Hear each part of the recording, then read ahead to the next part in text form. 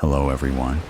This is not a story for the faint of heart. Today, we will be stepping into the darkness of the most gruesome cases, where evil not only exists, but also leaves bloody and haunting traces. This is Real Gruesome Murder Cases, a series of true stories about murders that made the whole world shudder. If you are ready to face the cold truth in the gruesome corners of humanity, come with me to delve deeper into each case. Murder warning. This is quite long. On Google Docs, it was 8 pages and 1,617 words long. I hope you like it though.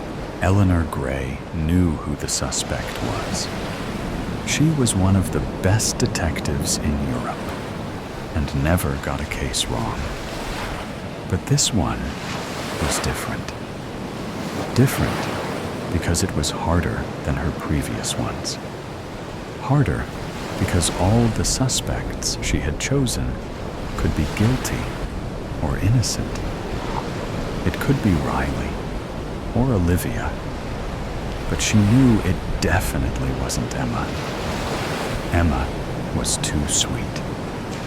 But Eleanor had chosen Emma as one of her suspects because she was there for the entire murder.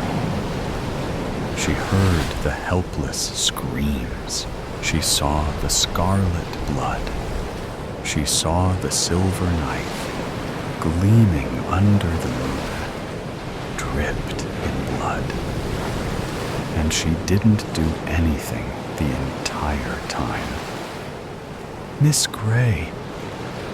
And for a while, Eleanor forgot she was at court. Miss Gray, may I not need you to forget that you are at court at this moment. You may daydream all you like when you leave, but for the moment, you shall pay full attention to me and the conversation. Judge Chester explained. I apologize, ma'am. I shall pay attention now, Eleanor said kindly. Judge Chester was very strict, but she was Miss Gray's favorite judge. She knew how to get the job done, and she never underestimated Eleanor, most likely because she was Judge Chester's once-removed cousin. Now, the judge said, let's get back to work. Miss Gray, would you like to tell us who you think the suspect is? Or would you like your last 3 suspects to explain what they were doing? I would like my suspects to explain first, please. Suspect number 1. Olivia Bailey.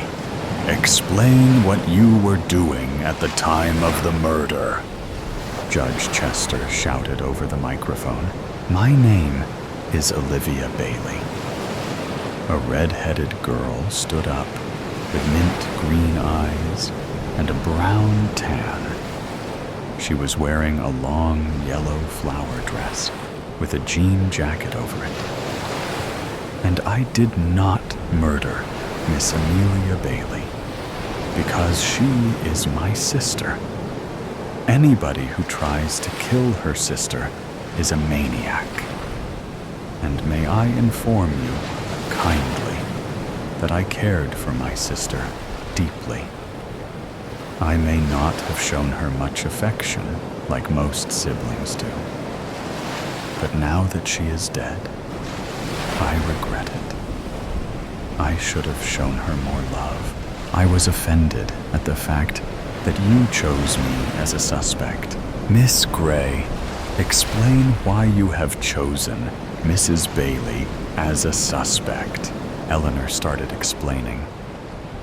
I have chosen Olivia Bailey as one of my suspects for many reasons. 1, she may be Miss Amelia's sister, but sometimes the suspect is the one that is the least thought of.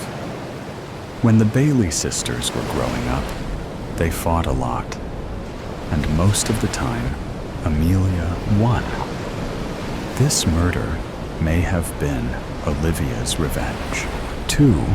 Mrs. Olivia has been absent often and found mostly at weapon shops. The knife used was a knife Olivia once bought.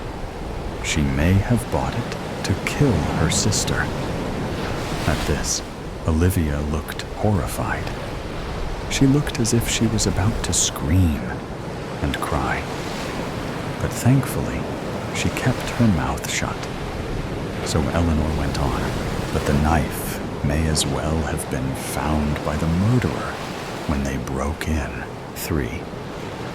I was hoping not to say this, but it seems as though I have to. Mrs. Olivia has been found practicing murdering techniques on a dummy in one of her friend's basements. She has been practicing throwing and penetrating the heart from a small in the back. Miss Amelia's body was found with a puncture in that same spot. That is my evidence that Mrs. Olivia might be the murderer. Eleanor finished. She stared at Olivia, who was starting back at her. She looked as if she wanted to say something. And the great thing about Judge Chester was that she knew that look. Mrs. Olivia Bailey, would you like to add something? Yes, please, she said. I would like to say that the information Miss Gray has given is false. 1. Yes, when we were children, we would fight, but we would play fight. Those times when I won was the times that my sister would let me, because we all knew that she was the better fighter in the family. I only fought her on occasion so that she could find new tricks. The judge looked quite fed up here. Mrs. Bailey, I understand where you are coming from, but we do not have the time for you to explain yourself. You may moan all you like, but for the time being, I have to trust the detective, Miss Gray. Now then, Miss Riley, explain what you were doing at the time of the murder. A tall girl with black hair and brown eyes stood up. She was wearing one of the shortest dresses Eleanor had ever seen. I didn't even know there was a murder until you told me before yesterday on the phone, she said, poised and calm. Too poised and calm, which wasn't natural for a suspect, unless they were the murderer, or she was just a calm person in general. But Eleanor and Riley had gone to the same school, and if Riley lacked something, it was calmness, patience, and calmness. It's not natural, Eleanor said, for somebody to be so calm when they are being interrogated. She was standing now and walking towards Riley, her blonde hair flowing in the air, her black hat covered over her hazel eyes, her jeans reaching her ankles where her black boots reached, her black leather jacket over a red shirt. One would think that a suspect would be fighting to stay out of prison, wouldn't they? A criminal would seem calm to cover up their fear. Wouldn't you say so?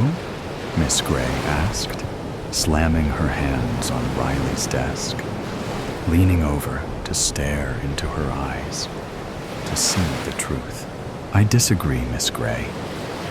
Riley responded. An innocent person would not fight because they would know that they do not need to serve time in prison. May I ask, Miss Riley, how many times you have been a detective trying to solve a crime? None. But if I must say so myself, I do watch a lot of court on television. And when we try to figure out who the criminal is, we are correct most of the time. And is court your favorite thing to watch? Yes. And at that, Miss Gray walked away and sat down, crossed legs on her desk, and hat tipped over her eyes, but keeping an eye on all three suspects. Now, Emma Williams, explain what you were doing at the time of the murder. I was working at my restaurant, ma'am, Emma said. She was the only one who wasn't wearing a dress. Instead, she wore a white top and gray leggings. Her brown hair covered her eyes, but Eleanor could still make out that they were the color of a storm at sea, a wild and free storm, but shy, just like Emma's character. And what exactly do you do at your restaurant? Miss Gray asked. I am a waitress. I take orders of food and drinks. I am quite familiar with what a waitress is, but what I do not understand is how you know Miss Amelia Bailey. From all the records we have seen, we have not heard anything that mentions Miss Bailey. So tell me, Miss Williams, how do you know Amelia?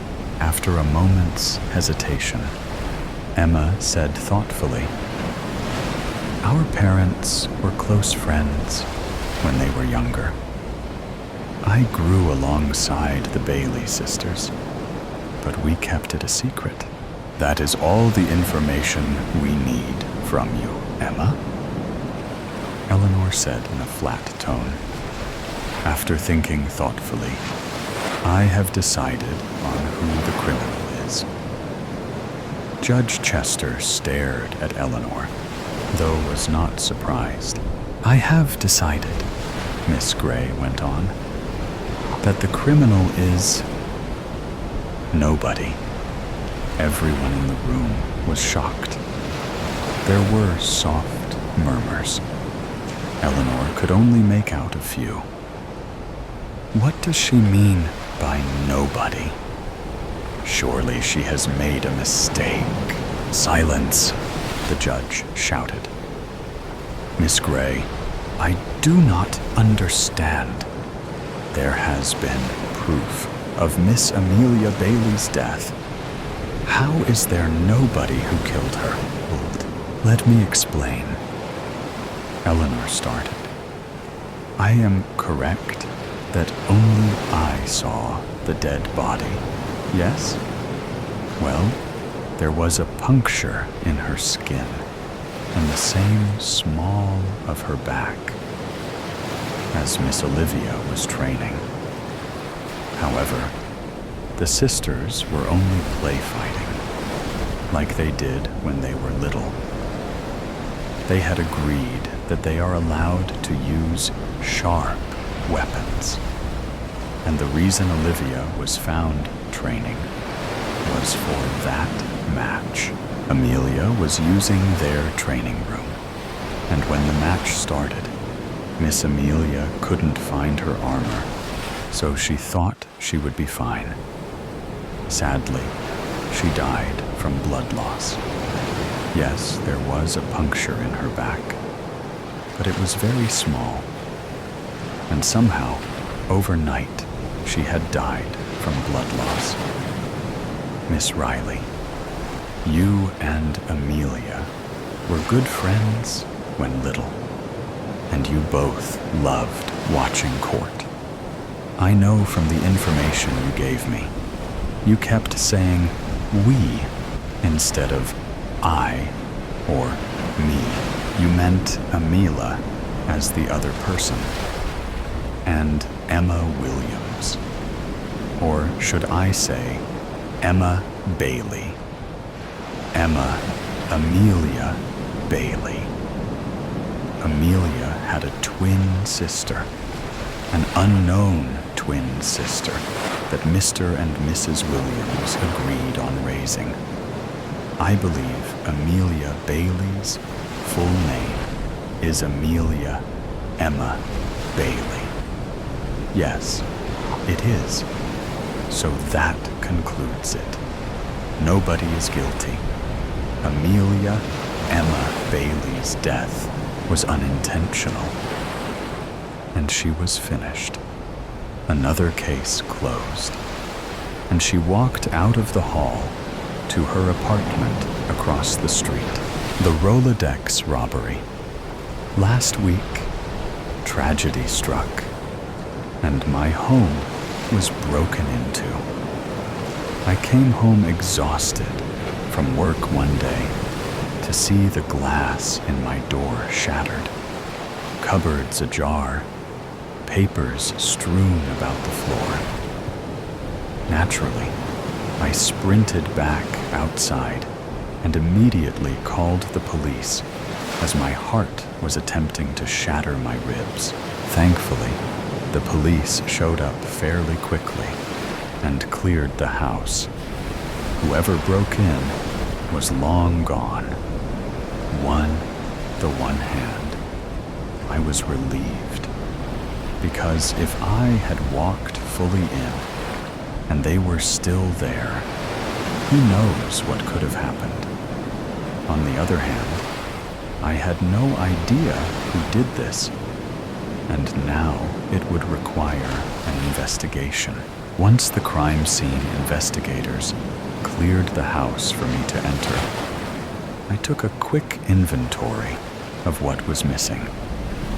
TV? Still there.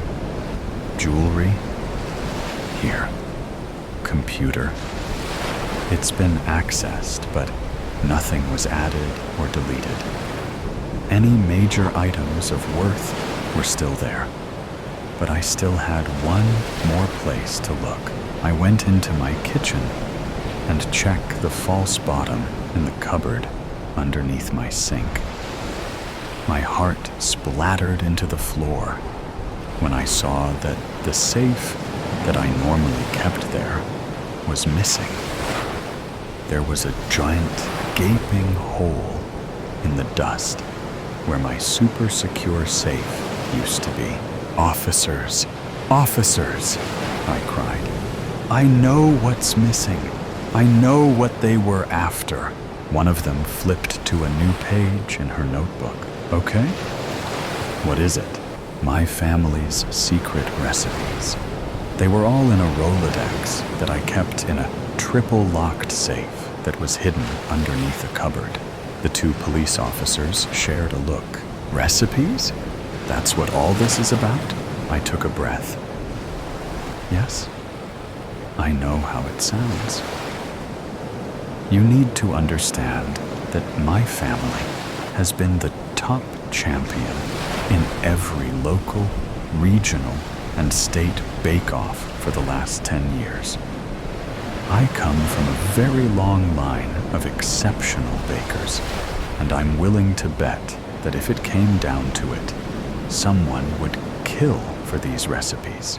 Neither officer looked particularly convinced, but they wrote down my statement anyway. All right, Ms. Norman. We'll analyze our evidence and start on the investigation. We'll get back to you if we get some answers. The police finally cleared out of my house, and I was left with the wreckage of the break-in. For the next 4 hours, I swept, wiped, mopped, and tried to get rid of any sign that someone had broken into my house. In doing all that, I had time to think. Chances are, it'll be a while before I get any answers. If I get any answers. I might just have to take matters into my own hands. Pouring myself a cup of tea, I sat at my kitchen table, staring at my sink. Who would know where I keep those recipes? That's not a particularly obvious spot, and I haven't told many people about it. I haven't told many people about it. At that moment, I came up with a particularly genius plan, if I do say so myself. There are a select few people that are aware of not only my family's recipes, but also that hiding spot. That narrowed my suspect list down to 3 people: Julia, Angel, and Cameron. They're all my friends to an extent, but we met through a baking competition last year and bonded over our competitiveness. Normally, they're good people, but when it comes to baking, the gloves are off. I wouldn't put it past one of them to steal my recipes to give their holiday desserts an edge. Sitting at that table, I kept tapping my fingers in thought. The annoyance at both myself and the intruder settled deep in my stomach. I didn't mean for any of them to see that spot in the first place. I was cleaning up before they came over and had my headphones on, so I didn't hear them knock or come in. Honestly, them just coming in when I didn't answer the door should have been a red flag right there. I had just put the Rolodex away after returning a recipe to it when I turned around to find the 3 of them standing in my kitchen. After that, I should have just moved it. But at the time, I didn't think any of them would go as far as to break into my own home. I'm just glad my daughter wasn't home for any of this. Kate thankfully left yesterday to go a college friend's cabin for the week. I don't know what I would have done if she was here when the intruder broke in. Like I told the officer, people would kill for those recipes. Anyway, back to my plan. I figured that if I could get everyone together for a cookie swap, whoever stole my recipes would be almost certainly arrogant enough to try to outdo everyone else using one of them. Betcha they think that I haven't memorized every single secret ingredient that could distinguish those recipes. They would be wrong. The next day, I called all 3 of them, and we arranged for a cookie swap that Friday. I had 2 days to think about whoever is the most likely to steal my Rolodex and what kind of cookie I should make to destroy all of them. By the time the Friday of the swap rolled around, I had settled on an ooey-gooey, dark chocolate and peppermint cookie that had always been a hit of mine. What I hadn't settled on, however, was who the intruder could be. I had just pulled the last batch of cookies out of the oven when I heard the doorbell ring. I smoothed out my dress and put on my biggest smile before opening the door with the newly repaired window. "Hey!" I cheered. "Happy holidays!" Despite the freezing weather, they all smiled and greeted me in turn. I let them into the house and offered to take their cookies back to the kitchen. While they were preoccupied with discarding their bundles of layers, I snuck a peek at each of their cookies. Sprinkle-covered shortbread? Nope. We're not really a shortbread family. We prefer richer flavors. Sugar cookies? Like every family, we do have a classic sugar cookie recipe. But I can't be sure if this is it until I try it. Red velvet cookie with vanilla buttercream frosting? Now that sounds familiar. Unfortunately, I'm going to have to try this one too, to confirm. I grabbed the wine glasses and tucked the bottle under my arm to join my guests in the living room. For the first few minutes, we just chatted about small nothings. The weather, the traffic, how good the wine was, blah, blah, blah. So, Grace, what's new? Anything exciting happen recently? Angel asked. Do I tell them to see how they react? Or do I test their reactions by not saying anything? Nothing much. Work is busy as ever, and I'm just preparing for the holidays with Kate. Christmas shopping, decorating, the Christmas card. You know, the works, I tried to say, as casually as possible. Julia nodded along sympathetically. I feel ya. Between trying to get presents and wrap presents and fighting with the in-laws, who are staying with us right now, by the way, without asking first. I'm absolutely swamped. She sounds a little too busy to be breaking into my house. Congrats, Julia. You're at the bottom of the list. And you, Cameron? What's going on in your life? He took a sip of wine. A much calmer holiday season than you guys, apparently.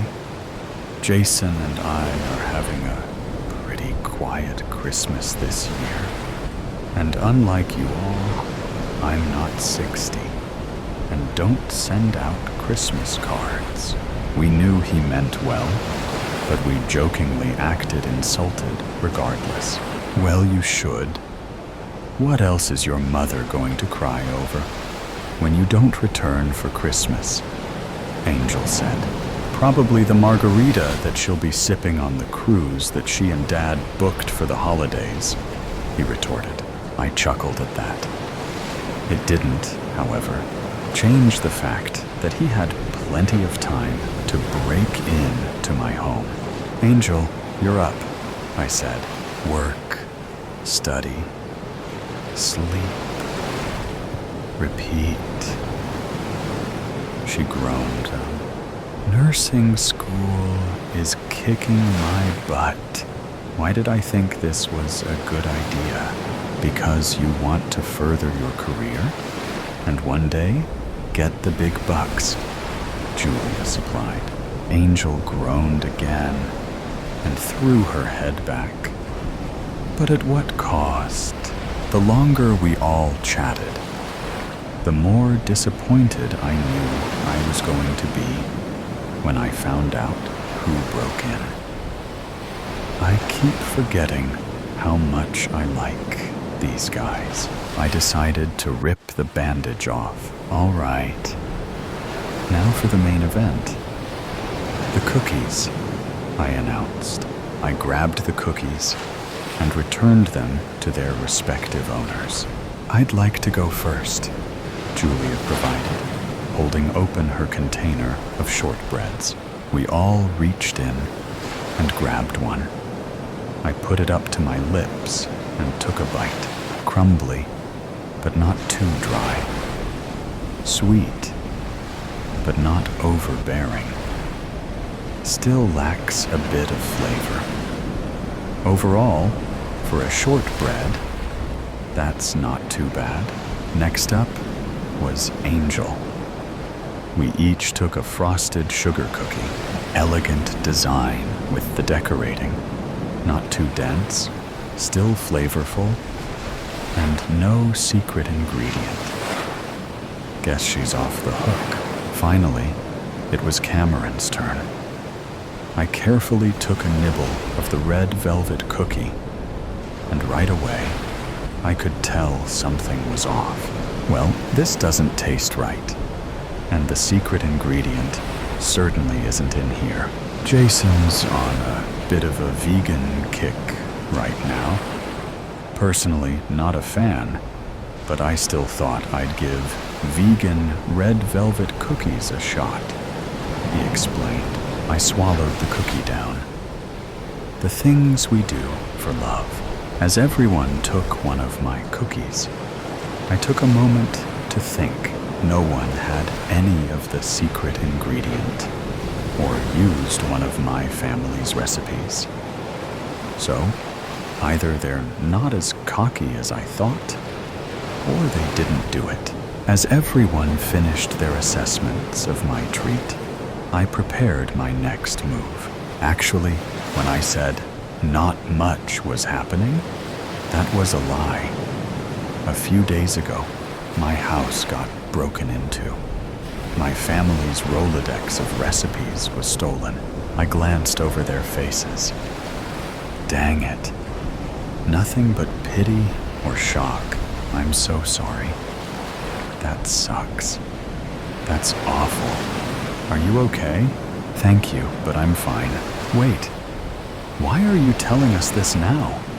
Cameron asked, suspicious. Well? All of a sudden, my phone started ringing.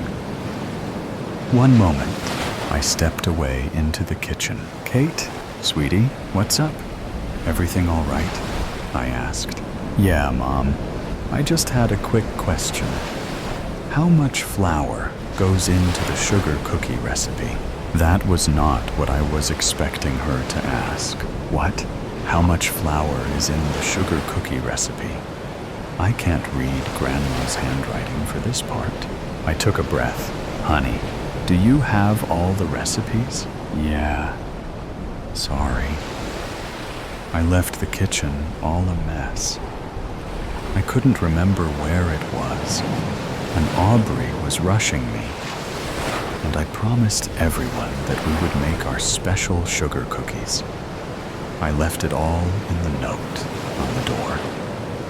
By the way, did the Franklin boys apologize for throwing an ice ball through the window? All the pieces were coming together. It was my daughter who took the recipes and made a mess, and the annoying boys across the street that shattered my door window. My house hadn't been broken into after all. Her note just must have fallen into the puddle from the ice ball and gotten ruined, so I didn't see it. I felt a lot better knowing that none of my friends were to blame for this. No, they didn't. But I'll talk to them later. It's 2.5 cups for one batch. And when you add the secret ingredient, do not let them see. Understood? I told her. And please, don't take the Rolodex without asking me again. Sorry, Mom. Will do. Thanks. Love you. Love you too, I said. Before hearing the tone, I came back out to the living room, 20 pounds lighter with that new information. Where were we? I asked. You were telling us why you're just now sharing the news that your house was broken into, Cameron supplied. I looked at my friends, who could be competitive, but deep down would never go this far. And I felt guilty for ever thinking they could have done this. Just to be dramatic, I suppose, I said.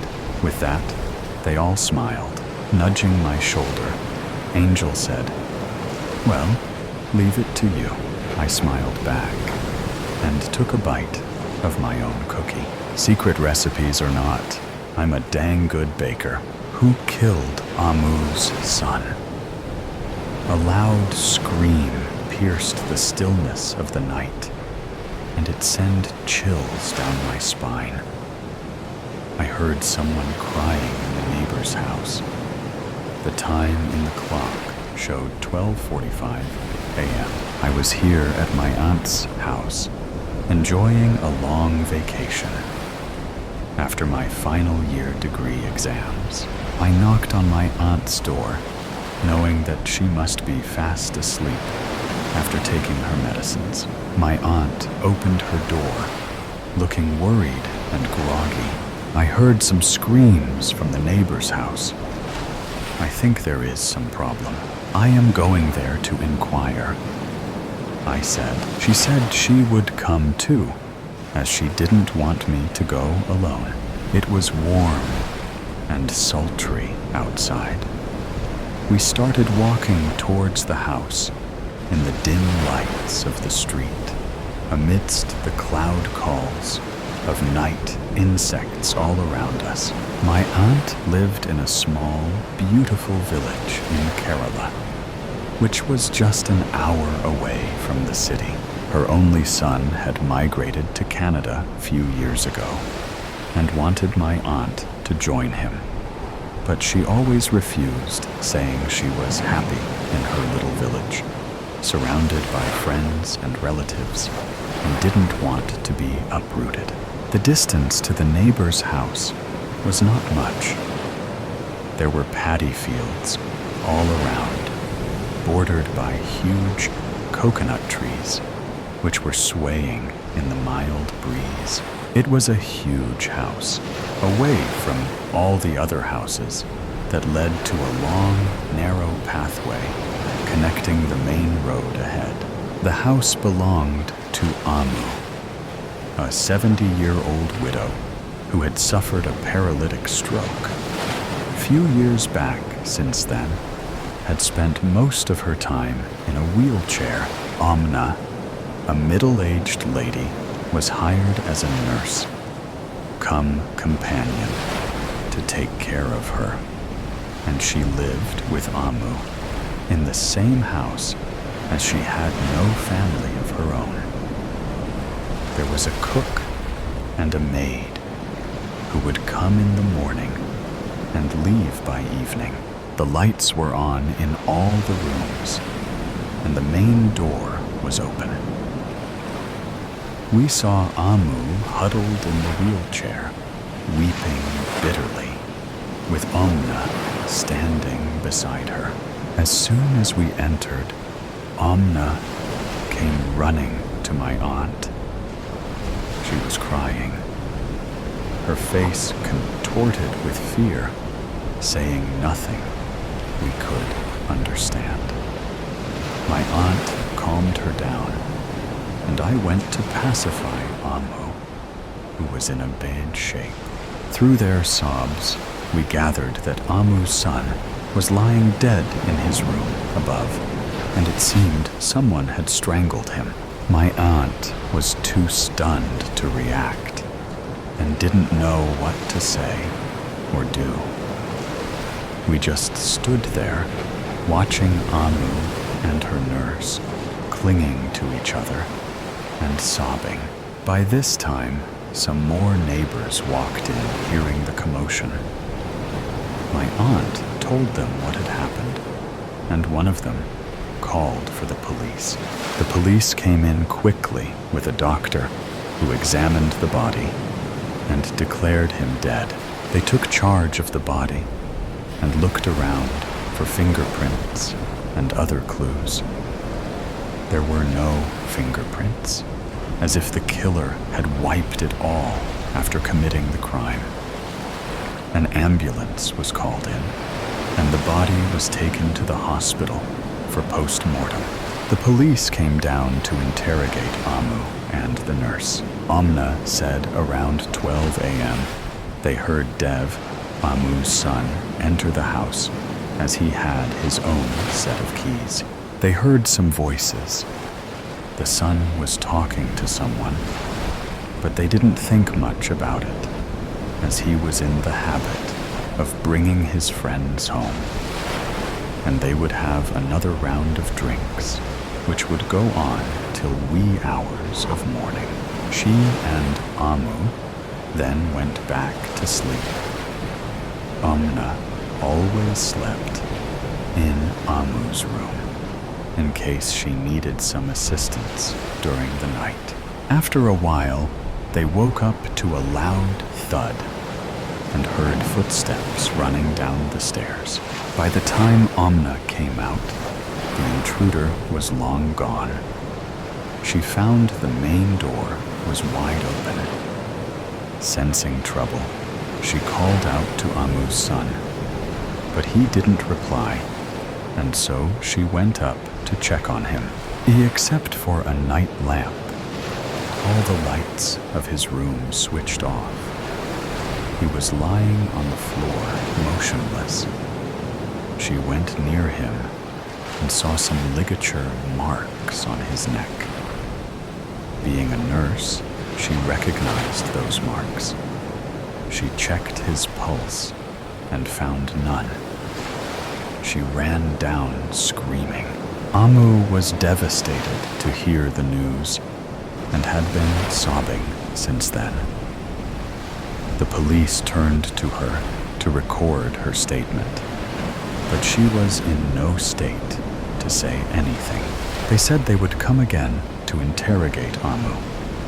They sealed the room and warned that no one should enter the scene of crime. It's going to be a long night, so you can go home and sleep. My aunt said. I told her I'm fine, as I wanted to be with her. We stayed with Amu the whole night. She was sobbing and calling out to her only child. A doctor was called in, who gave her a sedative that soon took effect, and Amu fell asleep.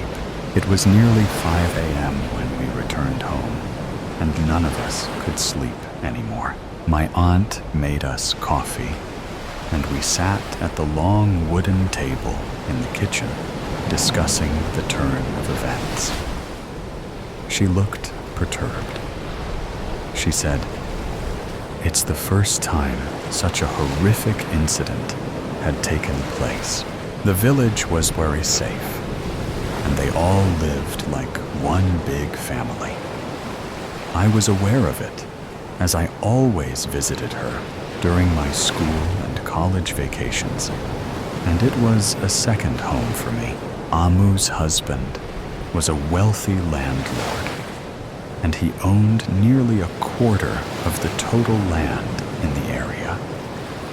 Amu was a very pious lady who always helped the poor, and no one returned empty-handed from her doorstep.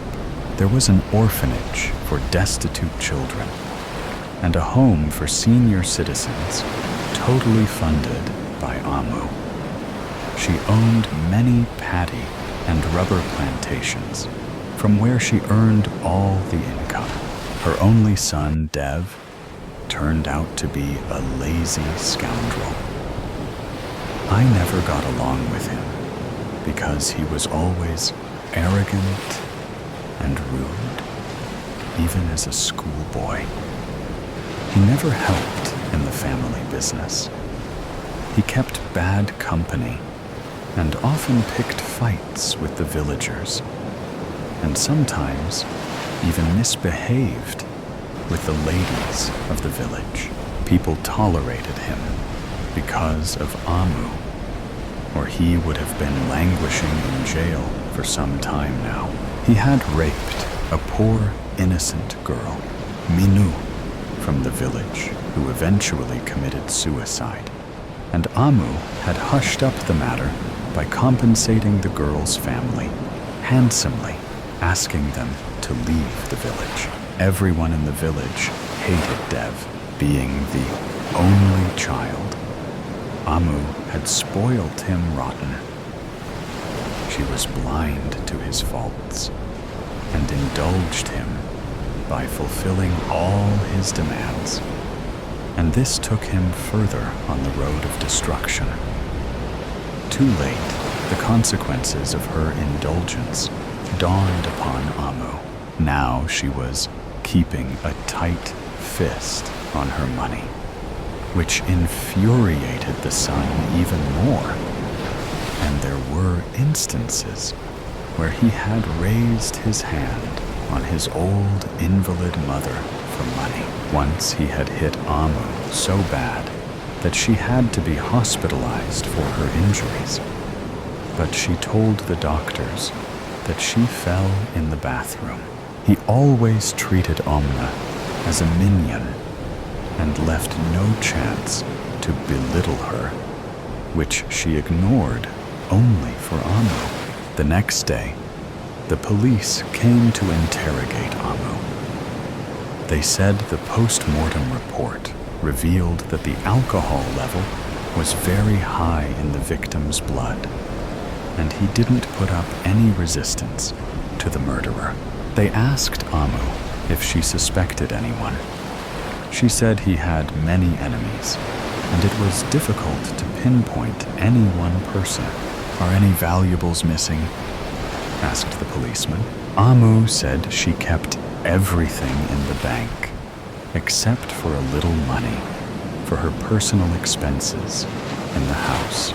The police ruled out robbery as a motive and felt it must be some personal enmity. They had also checked his call details, but did not find anything suspicious. The last rites of Amu's son took place the next day. Amu sat there, stony-faced and dry-eyed.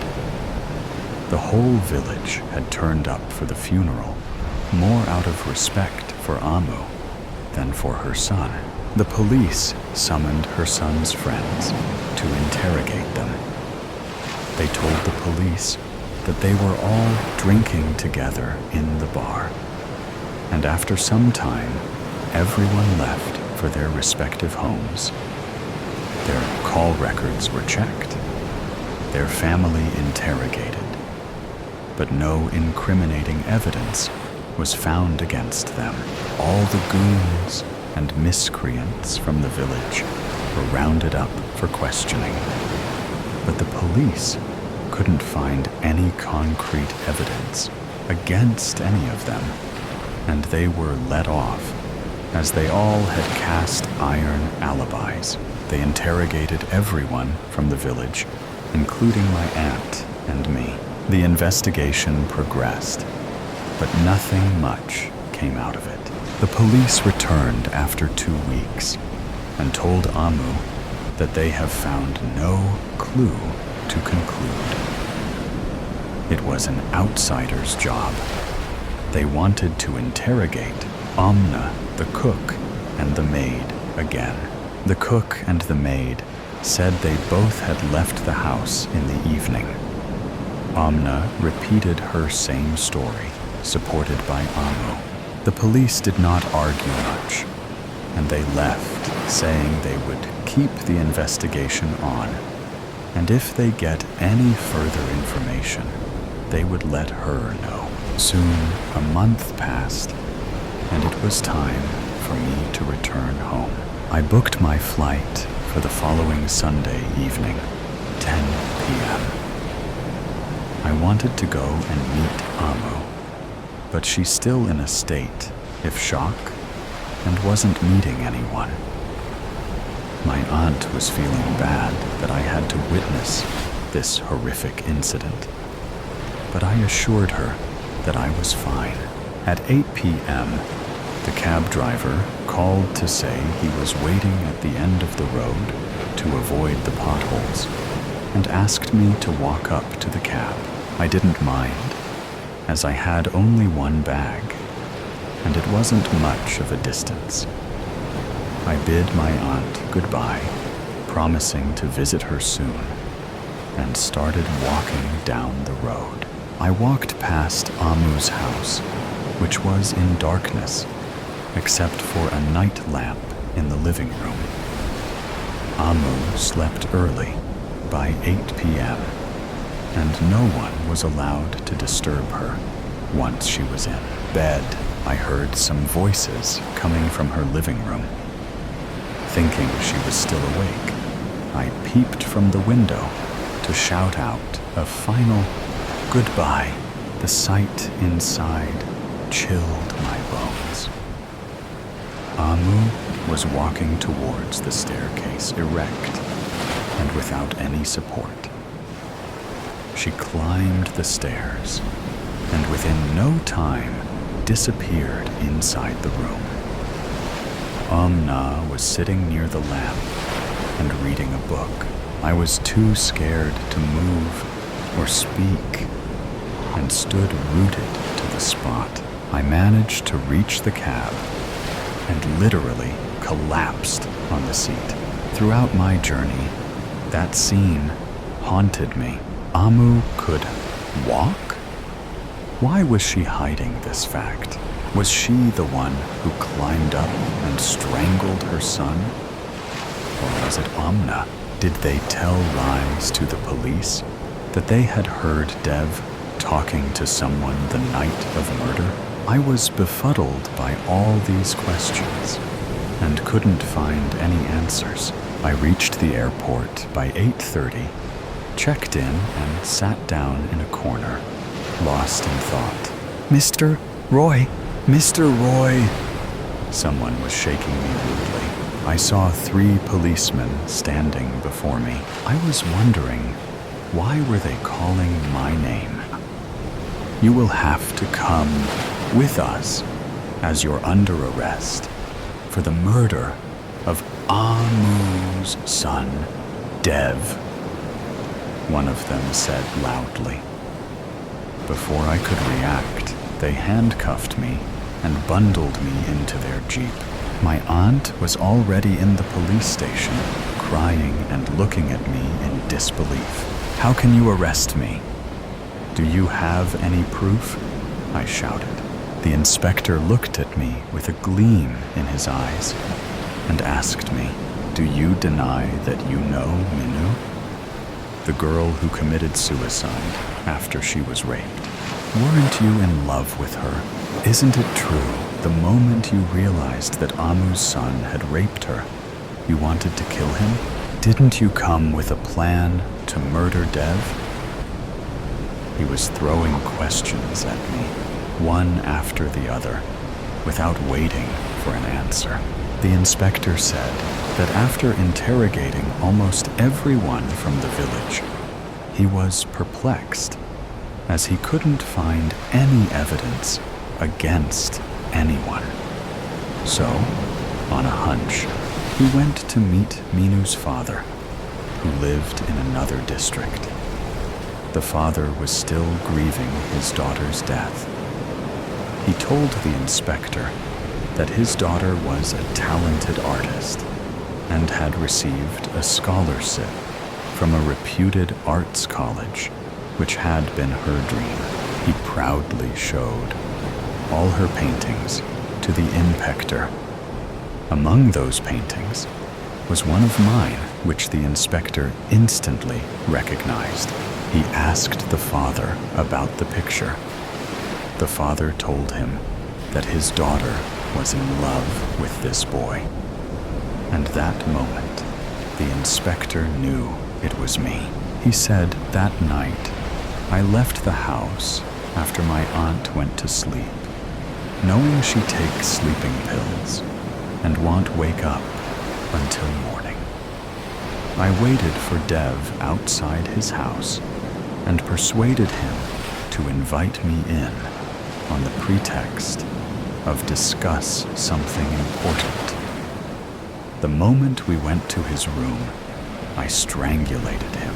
I pleaded with them that it's all just a bunch of lies and false implications. I can never murder anyone, but everything I said was falling in deaf ears. I wanted to tell them about Amu's secret, but no one would believe me. My mind was numb. I was trying to recollect the events of that night before I heard the piercing scream, but everything was blank. I couldn't remember anything. Was it possible that I had murdered Dev? I felt an icy grip squeezing my heart. Ransom. 911. What's your emergency? An operator spoke through the phone. I need help. My parents were kidnapped, I screamed as I ran through the front door.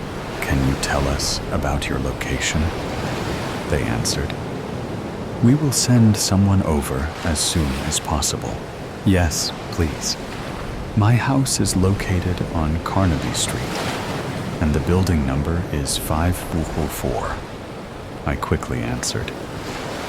I could barely keep the phone up because my hands were trembling so vigorously. Some people in black masks broke in through my parents' window and kidnapped them. They just escaped now in a white van. I will let the officers know that. They should be close by now, so it'll be okay, the operator said, with a calm, reassuring voice. This helped me calm down a little bit. Before the operator hung up the call, they told me that the officers were here at last, and that they can take it from here. Around the corner of my street, 3 cars, flashing red and blue, speeded over. The officers had finally arrived. They parked in front of my house, and all of them got out of their cars almost simultaneously. I ran over to them to tell them about what happened, but they already knew the gist of it. Don't worry, kid. We have sent officers and even called in a helicopter to search for your parents, they told me. Though it might take some time because the vehicle is nowhere in this area. Hearing that, I started to worry all over again. What happens if they can't find them? Will I ever see my parents again? As those scary thoughts ran wild in my head, my phone started to ring again. The caller's name read, "No caller ID." I answered the phone and put it up to my ear. "Listen up, and listen well," someone spoke. "We have your parents with us right now. If you want them to stay alive, you shall do exactly what I tell you." It was them. The same people who kidnapped my parents were now calling me through my phone. "I'd do anything. Just please don't hurt them," I exclaimed. "Good," they replied. "To save your parents, you will need to pay up a ransom of 10,000. You have a full week. If you don't manage to make enough money, your parents are as good as dead. And one more thing. If you tell anyone about this, we will know." I had no choice but to accept the harsh demand. If I didn't, then my parents were going to be killed. "Fine, I'll do. Give me 1 week," I replied to them. When they heard those words, they immediately hung up the phone, as if they were in a hurry. The officers spread out around the house to investigate the crime scene. Luckily, none of them were around me while I was having that conversation, or else that would have been bad. They searched for a whole hour, and some even interrogated me as a witness. After some time later, all the officers had left to further look into the case. I have left home all alone, but that wasn't what was bothering me. The kidnappers demanded a ransom of 10,000. but I had not the slightest idea how to earn that much money, which put me at the right spot. A day had passed, and I tried to look around for jobs. However, not a single one of them accepted me because of my age. Next, I tried to get my relatives to lend me some money. I couldn't tell them what was going on, so I made up a lie and told them I needed it for educational purposes. Surprisingly, all of them accepted my request and lent me a total of $5,000. I was halfway there. Another 3 days had passed, and now my total was at $7,960. During those 3 days, I created a little cleaning business. I went door to door, asking a stranger if they wanted my services for the low cost of $150. I lived in a pretty rich neighborhood, so not many people refused my offer. Another day went by, and now my total was at $8,100. I had 2 more days to collect all the money. At the rate I was earning money, I was sure to reach it. But prosperous days never last. My phone, which was stashed away in my left pocket, started to ring. I pulled it out and felt a jolt of fear rush through my body. The person calling me was a no-caller ID. It was them, for sure. Knowing this, I had no choice but to answer. "Hey there, little guy," the kidnapper teased me. "I can tell you've been working hard to get the money." "Yes, I have. In 2 more days, Yeah, about that," they said, interrupting me. "We have decided that we want our money now. You see, one of our criminal buddies has been put in jail, and we need to bail him out." "Wait, no. That wasn't what we agreed on," I yelled at them. "The deal is supposed to end in 2 days. The person on the phone completely ignored the complaint and started, "So, do you have the money? Your parents are safe for now, and you can save them." I didn't have enough. My total, as of right now, was at $8,100, which left me $900 short. What are they going to do? I don't have enough. But I am so close. I have 8,100. That isn't enough, they interrupted me in an angry tone. "Bring them out." He clearly wasn't talking to me. Rather, it seemed like the caller was talking to someone else. "Since you couldn't hold up the end of the bargain, we will have to dispose of your parents," the kidnapper said. "However, let's make this a little more interesting, shall we?" The kidnapper paused for a moment to collect his thought, while I was just standing there, processing everything he had just said. "I will let you choose who dies, either your mom or dad." As those words reached my brain, my heart almost stopped. "This isn't happening. You have 10 seconds, he said. "If you don't choose, they both die." My task was to choose which one dies, and it has to be between my mom and dad. If I didn't choose, they would both die. 10. The kidnapper started to count down. While this was happening, I was frozen in the midst of my raging thoughts. 9. What am I going to do? I have to choose one, or both of my parents are going to die. 8. How could I just choose one?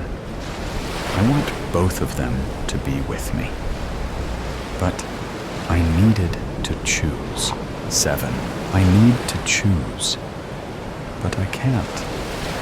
I can't live in a world without both of them. I need them both. 6. I can't do this.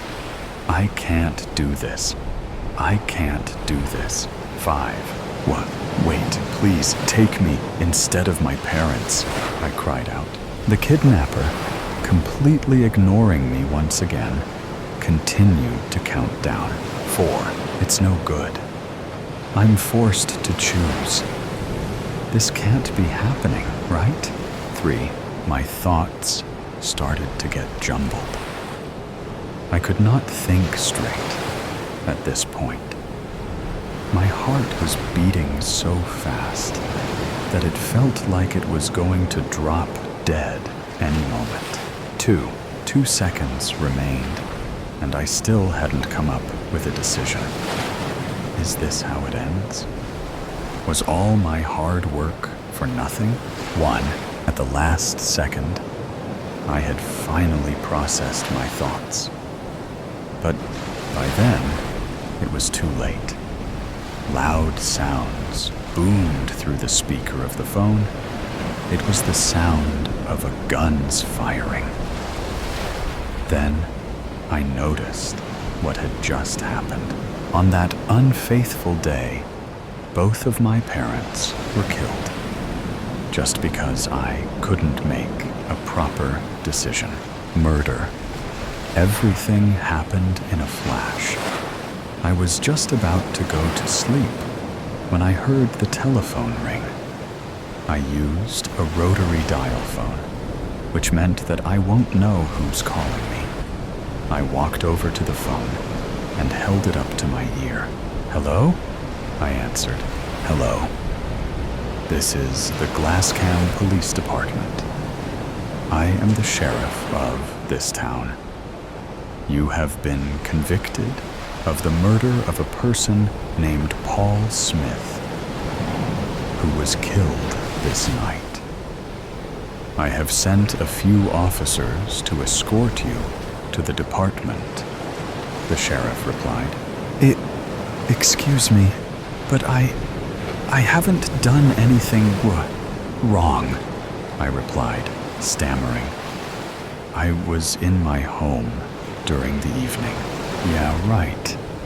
Tell that to the judge, kid, he said in a sarcastic tone. A knock on the door was heard a few moments later. As I opened the door, a swarm of officers piled into the room, some with guns facing at me. One of them, who I assumed was the chief of police, got a pair of handcuffs and tied them around my wrists. You have the right to remain silent, said the chief. I tried telling him that I was innocent, but he said the same words that the sheriff said. What a coincidence, I thought to myself, as I was being taken to the back seat of the police car. I don't remember much after that. While I was in the car, I kept arguing that I was innocent, but the officers ignored me. My height and weight were taken after I got to the station, and I was placed in a small cell. It wasn't cozy at all. Just the life essentials were there.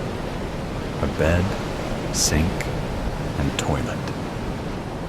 I was too weak and tired to stand, so I started to lie on the bed, starting to drift into my sleep. I woke up to the sound of an officer opening my cell. I got up and was put in handcuffs again. He told me I was going to a trial. I had no lawyer, so they just gave me one. From the looks of the lawyer's crinkled and dirty tie, his wild hair, and slightly broken glasses, I could tell I was going to lose in this trial. A few minutes later, a car came, and I was taken into the back seat. What felt like hours later, I was in front of the judge, who would decide my fate. Looking at the spectators, I saw a group of people in tears.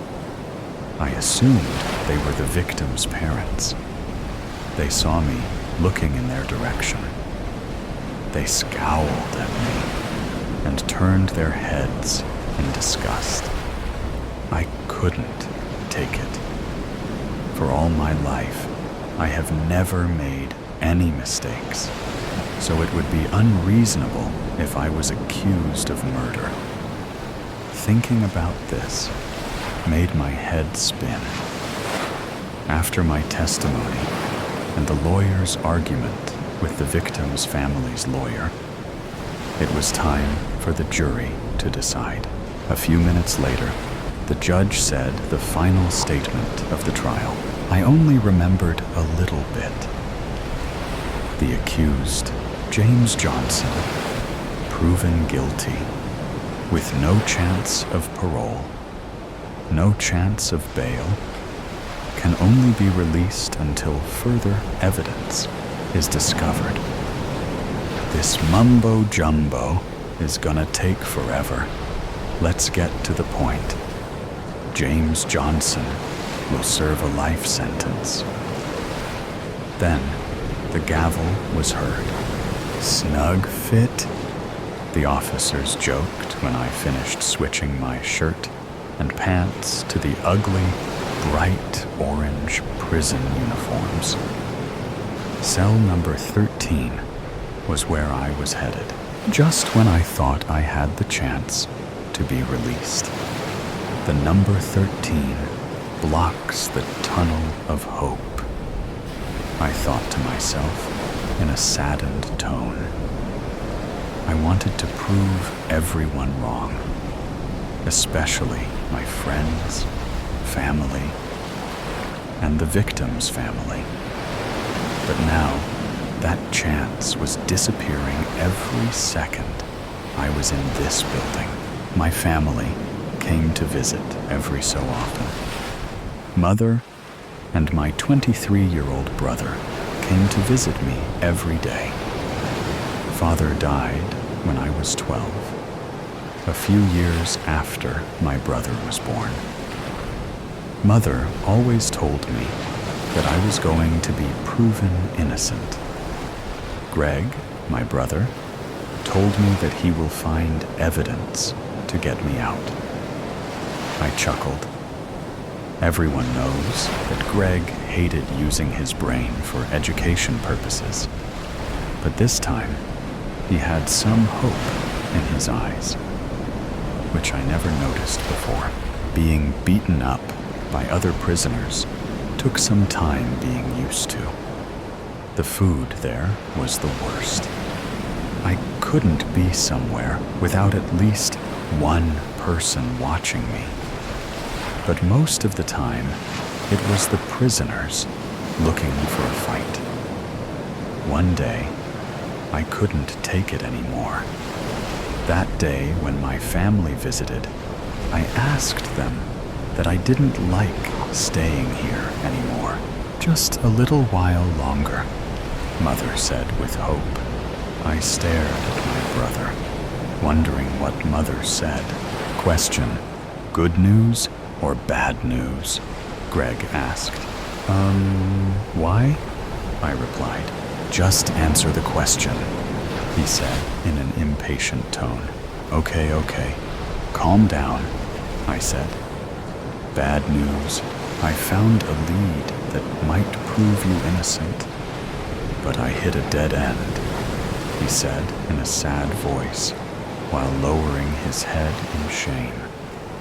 But the good news is I broke through the dead end and found some evidence, he exclaimed, his head now up again.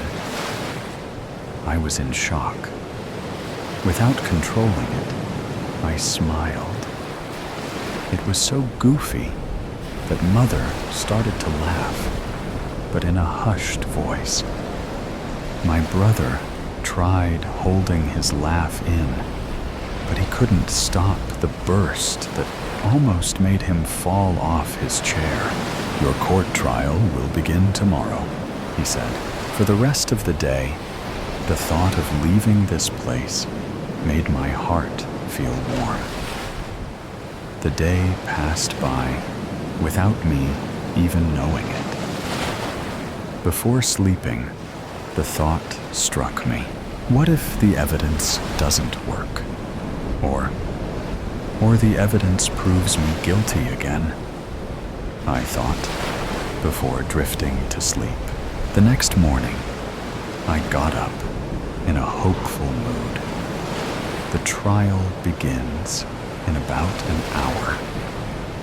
I quickly got ready and was taken into the court. I saw Mother, Greg, and the victim's family there. The victim's family was in a sour mood.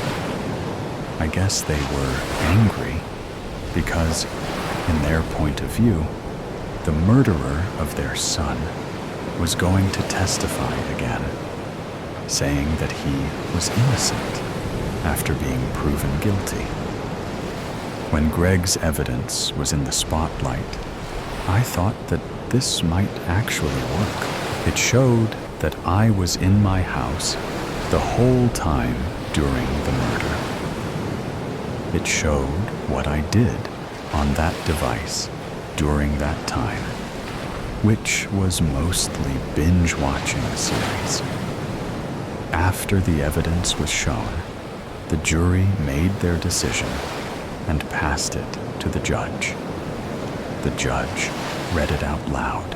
The accused, James Johnson, had previously been proven guilty, had no chance of parole, no chance of bail, and could only be released until further evidence is discovered. But now the evidence has been found. The jury and I have reviewed it. The conclusion was made. The decision is, exclaimed the judge, in a very dramatic and suspenseful moment. James Johnson is innocent. I was happier than ever, but didn't make any goofy grins this time. The victim's family nodded in sorrow and regret for making those rude faces at me. I was taken home, where familiar noises from the house and street filled me up with adrenaline. I walked out of the house and sat on the porch when I saw my family driving their car into the driveway. They hugged me and sat on the porch.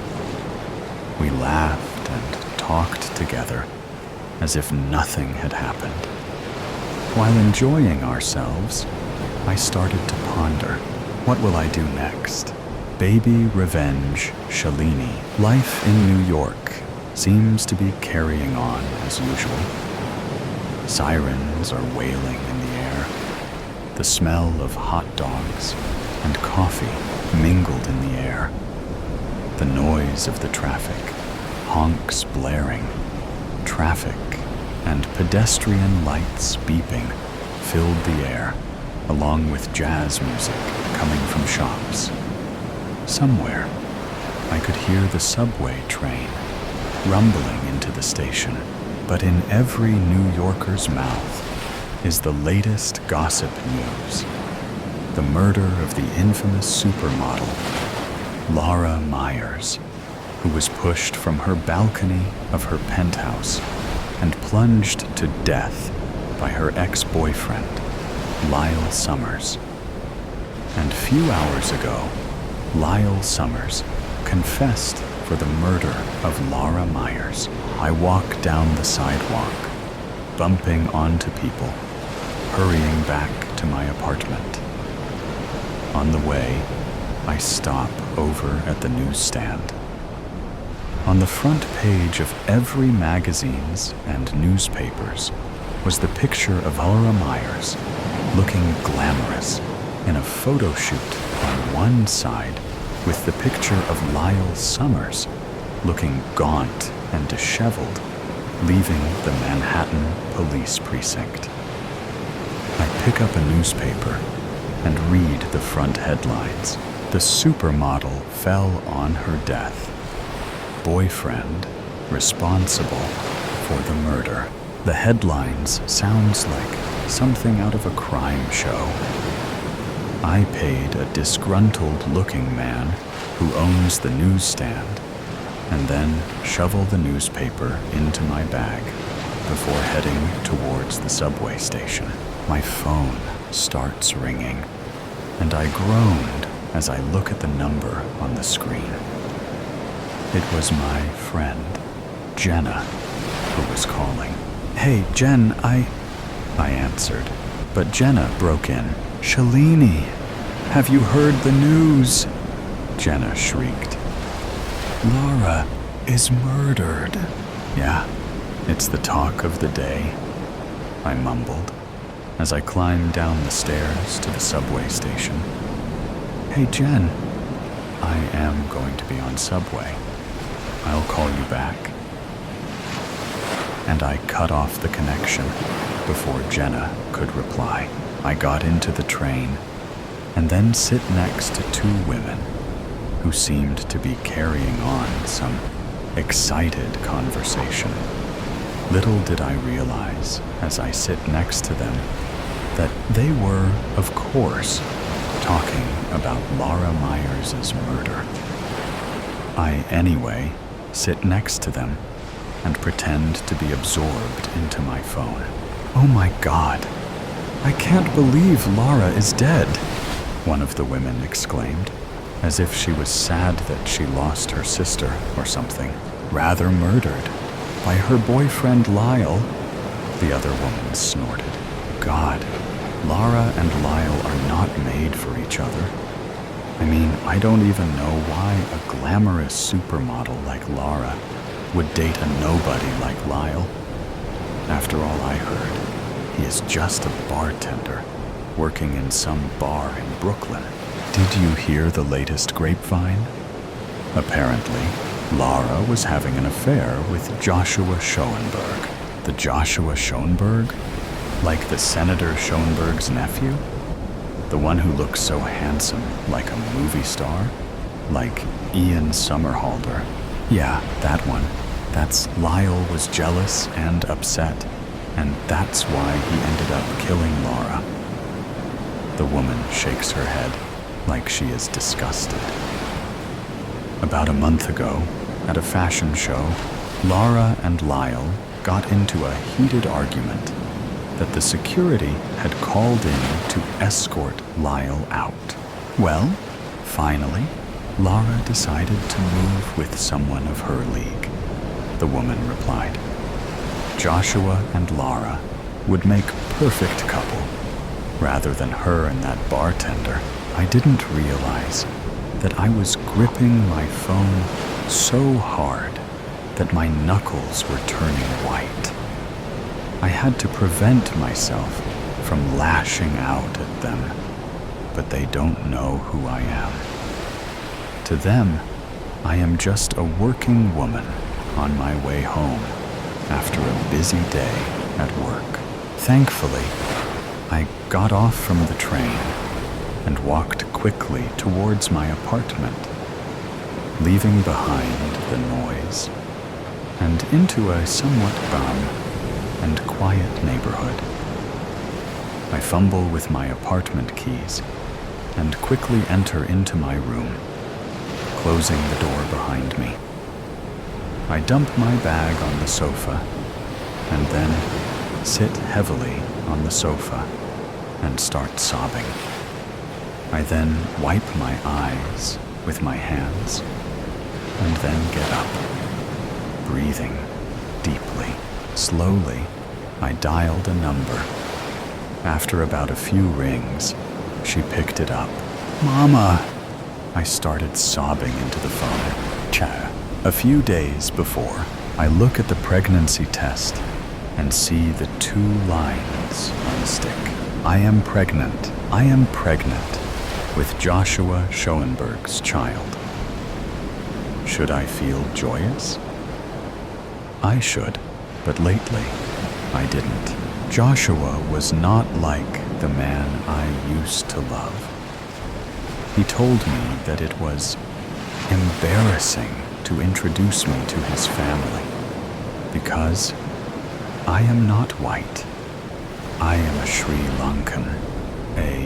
Then why did you date me? I have yelled at him. To my anger, Joshua simply shrugged. Because I enjoyed dating you, he replied with a smirk on his face. And gradually, I realized that he was having an affair, not just with an ordinary woman but with a glamorous supermodel named Laura Myers. He had taken her to places where he would never take me, and had even introduced Laura to his sister, Margot. Tears streamed down on my cheeks as I realize that he doesn't love me the way he does with Laura Myers. Racism is involved in this. I thought Joshua didn't have any racism in him, considering he was half Jewish through his father, whose family emigrated from Europe. But Joshua was too embarrassed to introduce me even to his family, because I was not white. Nonetheless, I decided to call Joshua and tell him the news. With shaking hands, I dial his number. After about 5 minutes, he answered the phone. "What now, Shalini?" he answered gruffly.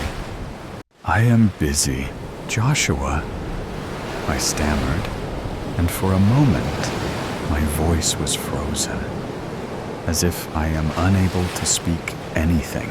"Shalini, I don't have time. I thought I gave you money." His tone was impatient. "I am pregnant," I blurted out loudly. There was ambiance on the other end, and for a moment, I thought Joshua had ended the connection. But I heard his raspy outtake of breath. "Pregnant? What? I thought I made it clear," he began. "Please, Joshua, please don't tell me to abort the baby," I pleaded. "The baby can bring us back to..." "Shalini, I don't want a family with you. I have already chosen someone to spend life with," he said gruffly. "Do what you want with the baby. I don't care." And the line went dead. I stared at the phone. "Do what you want with the baby. I don't care." Those words felt like sharp, icy words in my heart. Joshua Schoenberg is heartless and a complete different person from the one I used to love. And then I made a decision. I pick up my bag and set off to find Laura Myers. I am going to ask her to leave Joshua Schoenberg alone, because I will do anything to keep my baby and make Joshua responsible for the baby. After all, he is the father. Murder at Kasserine Pass. Murder at Kasserine Pass. The Bo-Chebka Road, deep inside the Kasserine Pass, narrowed to little more than a camel track, along a dry riverbed and steep cliffs. Rooted in the pale sand, a grove of palm trees jutted out from the ground as if thrown down and forgotten long ago. the remnants of the U.S. 26th Regimental Combat Team used the shade of the palm trees to dig their foxholes. Covered in sand and blisters, men hacked until the exposed roots of the palm trees aggravated their progress. Collapsing, exhausted, they lay where they fell, swollen tongues aching for water. Lieutenant Myers walked among his men, giving words of encouragement, and promised water would arrive when teams returned from Ain Boudrias up the road. As an officer, he thanked and encouraged his men for their hard fight against the Germans. He hoped fresh troops, supplies, and ammunition would arrive by the next morning. But he couldn't make promises. Around 2 in the morning, a mule train arrived with water, and Lieutenant Myers saw every man drank his fill. Some even vomited after they drank too greedily. Others, familiar with working in the heat, sipped slowly and intentionally. Lieutenant Myers lay down in a foxhole as exhausted as the rest and drifted off to sleep.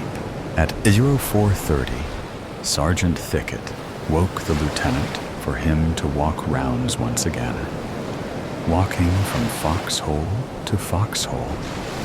He leaned over and checked his men. In the dim light, low in the eastern sky, his outline became visible among the tall palm trees. Approximately 05 o'clock, a single shot rang out far to the left of his position. Lieutenant Myers clutched his chest and dropped to the ground. Confused men, roused by the shot, began returning fire into the vast, empty valley in front of them, thinking they were under attack. Less than a minute later, the firing stopped, and the medics pronounced Lieutenant Myers dead. Captain Williams' Task Force, Welvert, February 21st, 1943. Criminal Investigations Division, North Africa. I surveyed the ground where Lieutenant Myers lay after he'd been shot. It's possible a sniper took advantage of the early morning light, but further examination of the body suggests the shot came from much closer.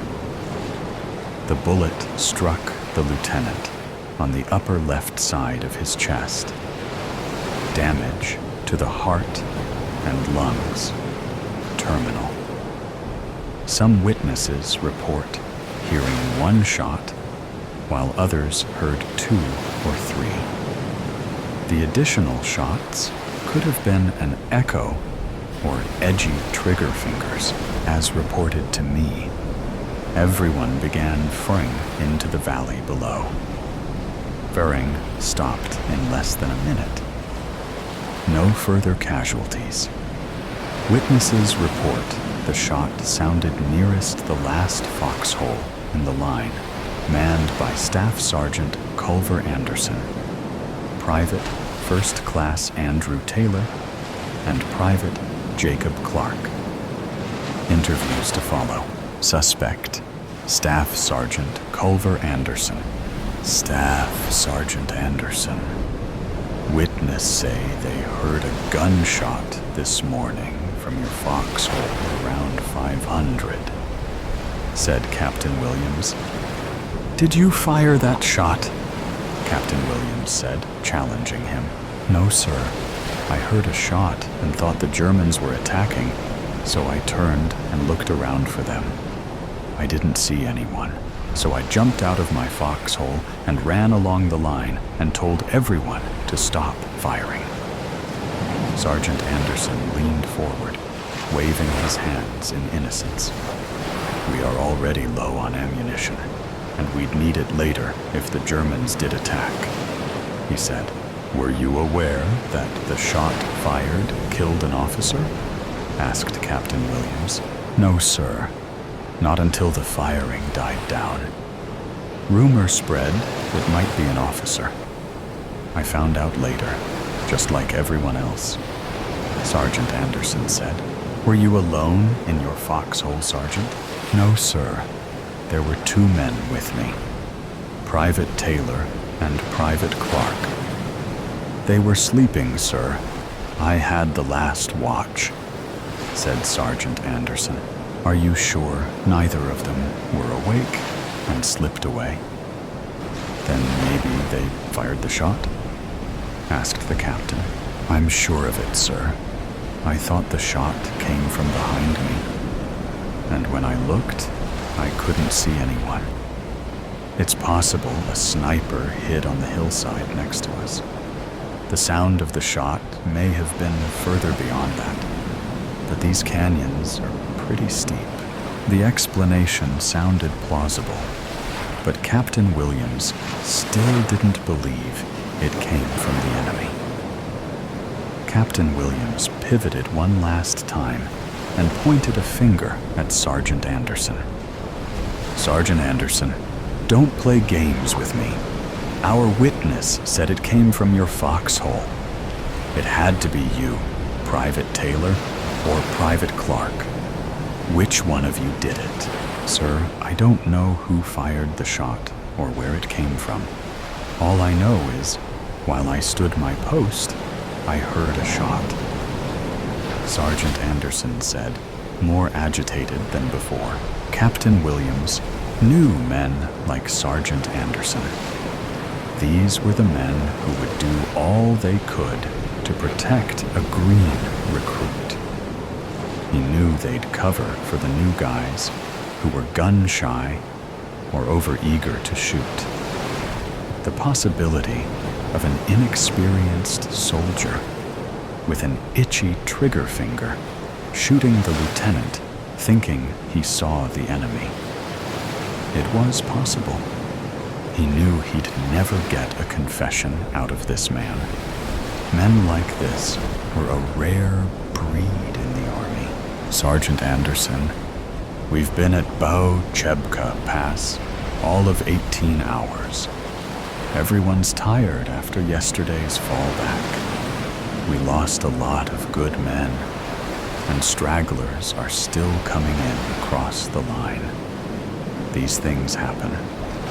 People get tired or confused, and no one really knows who they're fighting with every day. Is it possible you or a man with you mistook the lieutenant as an enemy soldier this morning? No, sir. I'd just met these men last night. I'd have known if anything were wrong, and nothing looked out of sorts. If there were anything, I'd have told you, said Sergeant Anderson. That will be all, Sergeant. You're dismissed, and I'll be in touch if I need you. Captain Shugart is taking over your company. Thank you, sir. Suspect. Private. First Class. Andrew Taylor. Private First Class Taylor. I am Captain Williams with the CID. Do you know what the CID is? Said the captain. Yes, sir. The CID is the Criminal Investigations Division of the United States Army. Sir, very good soldier. You're young to be a PFC. You've done well in the Army. I expect you'll be a corporal before long. Yes, sir. I served in junior ROTC in high school. They gave me a bump in rank when I enlisted, said Private Taylor. Wow, junior ROTC. You have the makings of an officer. Do you think you will try to be an officer someday? Asked the captain. Well, geez, sir, I don't know. I've never thought about it much until the war started. I thought I'd have to go to college first, said Private Taylor. No, of course not, son. Men of all ranks get promoted to second lieutenant. They're called field promotions. Have you ever heard of those? Well, yes, sir. I've heard of them, but I thought you needed to do something brave. I didn't think I've done anything brave yet. Well, Corporal, it takes a special soldier, someone with real leadership, to get promoted in the ranks, especially to the rank of officer. Captain Williams called him a higher rank to gauge Private Taylor's reaction. I'm only a private first class, sir. I have to wait a few more months to be a corporal. See, there you go. Honesty. Honesty is an outstanding trait to have as a soldier. I think we should make honesty a prime factor in the field commissioning program. Don't you? Said the captain. Well, I think so, sir. I think it would be important, said Private Taylor. That's good, soldier. I'm really glad you said that. And that brings me around to a question I have for you. Did you hear the gunshot this morning? Well, yes, sir. I heard it. Do you know where it came from? I'm not sure I know where it came from. It sounded nearby, but I couldn't be sure. I took the first watch and fell asleep around 2 a.m. You were sleeping. You had a rough day yesterday, and we lost a lot of good men. We lost another man this morning. What do you know about that? Yes, sir. It was a hard day yesterday. Private Taylor rubbed at his eyes as if trying to block out the images. I heard someone was shot, but I don't know much about it. Was it a sniper, sir? That's the rumor. Is that why I'm here this morning? Asked Private Taylor. Yes, Corporal. I mean Private Taylor. We lost a good man this morning. Lieutenant Myers died around 0500. The rumor is it came from a location near where you were sleeping. It's an unfortunate way to have a vacancy, but Lieutenant Myers died because of that shooting. Now we have a company without a lieutenant. We have a poor dead man who will never know justice. The truth will have to come out someday. If we could solve this mystery right away, things may just fall into place for the right person. Maybe even a new second lieutenant could rise through the ranks. What do you think about that? Private Taylor wiggled in his seat. He looked excited or uncomfortable. It was hard for the captain to tell. Honestly, sir, I woke up when the shooting started. I don't know where the shot came from, he said. Thank you, Private. I'll let you go, and if I need anything more, can I count on you to be honest with me? Yes, sir. Private Jacob Clark. Private Clark.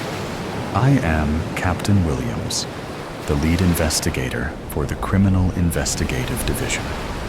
Witnesses say you were near the location of the shot fired this morning that killed Lieutenant Myers. Is that correct? Yes, sir. I heard the shot. It was only one shot, said Private Clark. Do you know who fired the shot? Asked Captain Williams. Sir? Said Private Clark. The shot. Did you see who fired the shot? Asked the captain. I remember nothing. It all happened so fast, said the private. If you knew who it is, are you aware it is a crime to withhold information about the person involved? Yes, sir. Are you saying you know who fired the shot? Asked the captain. Sir, no, sir. It all happened so fast. Did you know that covering for someone is also a crime? Maybe you know who fired the shot, and you just don't want to say. It's called being an accomplice to murder, said the captain. The kid looked dumbstruck. I didn't know that, sir. Honestly, it all happened so fast.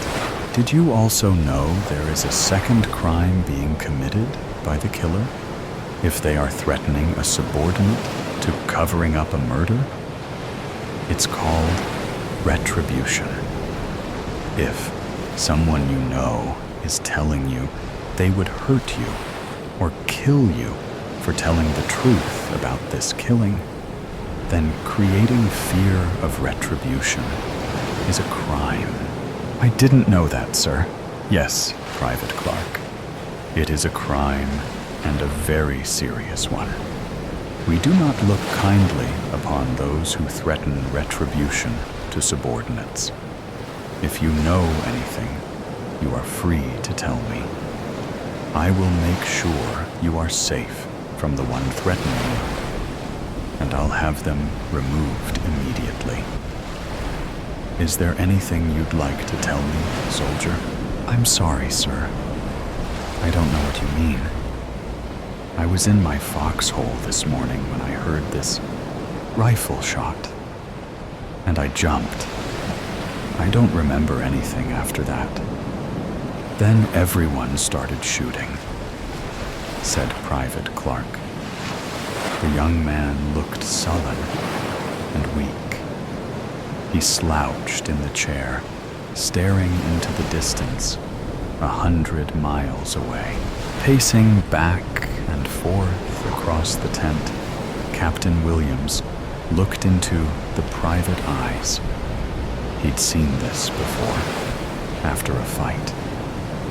Unfortunately, the captain felt each man knew something he did or didn't want to say.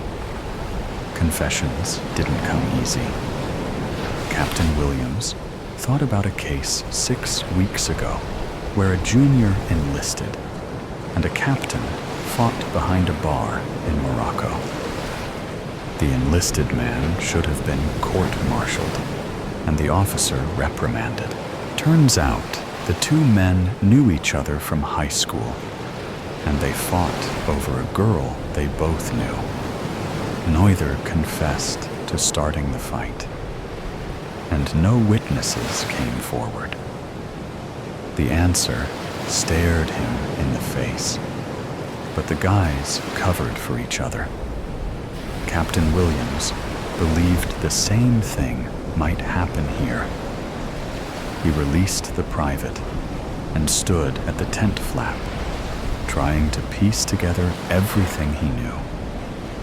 The men on the line were all lying to him. That much he knew. Kasserine Pass, February 19th, 1943, as Rommel's 10th Panzer Division plowed through the defenses covering the Kasserine Pass. The 26th Armored Brigade and the 26th Combat Team dug in along the canyons, running west towards Thala, Tunisia. The Americans put up stiff resistance, then withdrew. Hours of gunfire and hundreds of dead and dying littered the sand in their brutal retreat.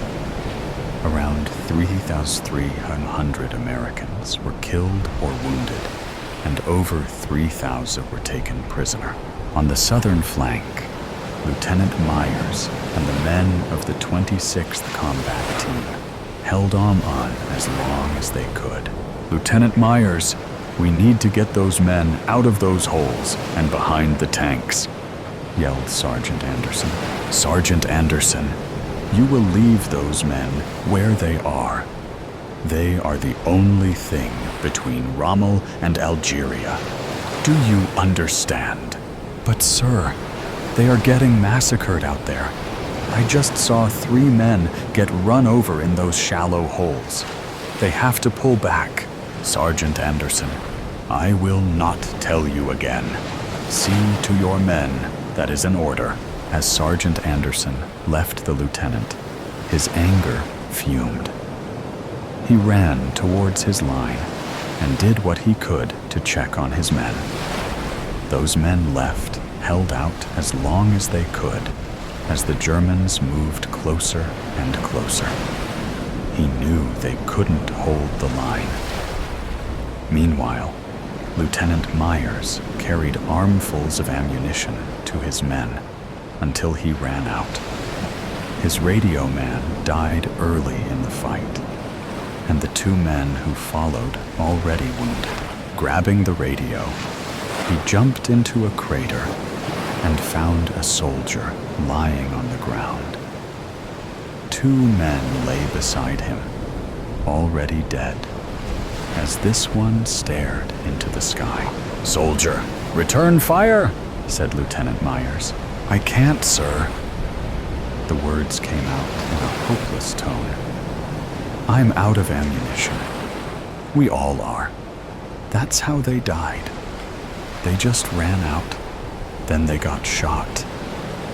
The exhaustion was clear. The battle raged on, and everyone fought on as best they could.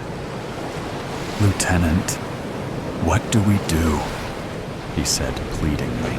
"Private, what is your name?" he asked. "Private Clark, sir." "Private Clark, you are now my radio man. Get this thing working and listen for orders. Do you understand, Private?" he said. "Yes, sir." He struggled to talk from lack of water. He moved slowly, but he made it to the young lieutenant's side and grabbed the radio. No sooner than he'd picked up the handle, and he heard the words. "I say again, pull back, pull back. Lieutenant, they ordered us to pull back." The words came out in a half-shout. Without hesitation, Lieutenant Myers gave the signal for everyone to pull back. The Germans held nothing back that day. They took Kasserine Pass, and they intended to keep it. By nightfall, every man, not killed or wounded, pulled back to Buchebka Pass. The Germans came from the east, and Sergeant Anderson guided his men out of the fight. Lieutenant Myers directed them south and along the cliff walls. By midnight, they were digging in and waiting for reinforcements. "Private, get over here and start digging. 2 men per foxhole, all along this line. The rest of you follow with me," said Sergeant Anderson. "Sarge, when do you think we'll get some water?" asked a soldier. "I'm working on it.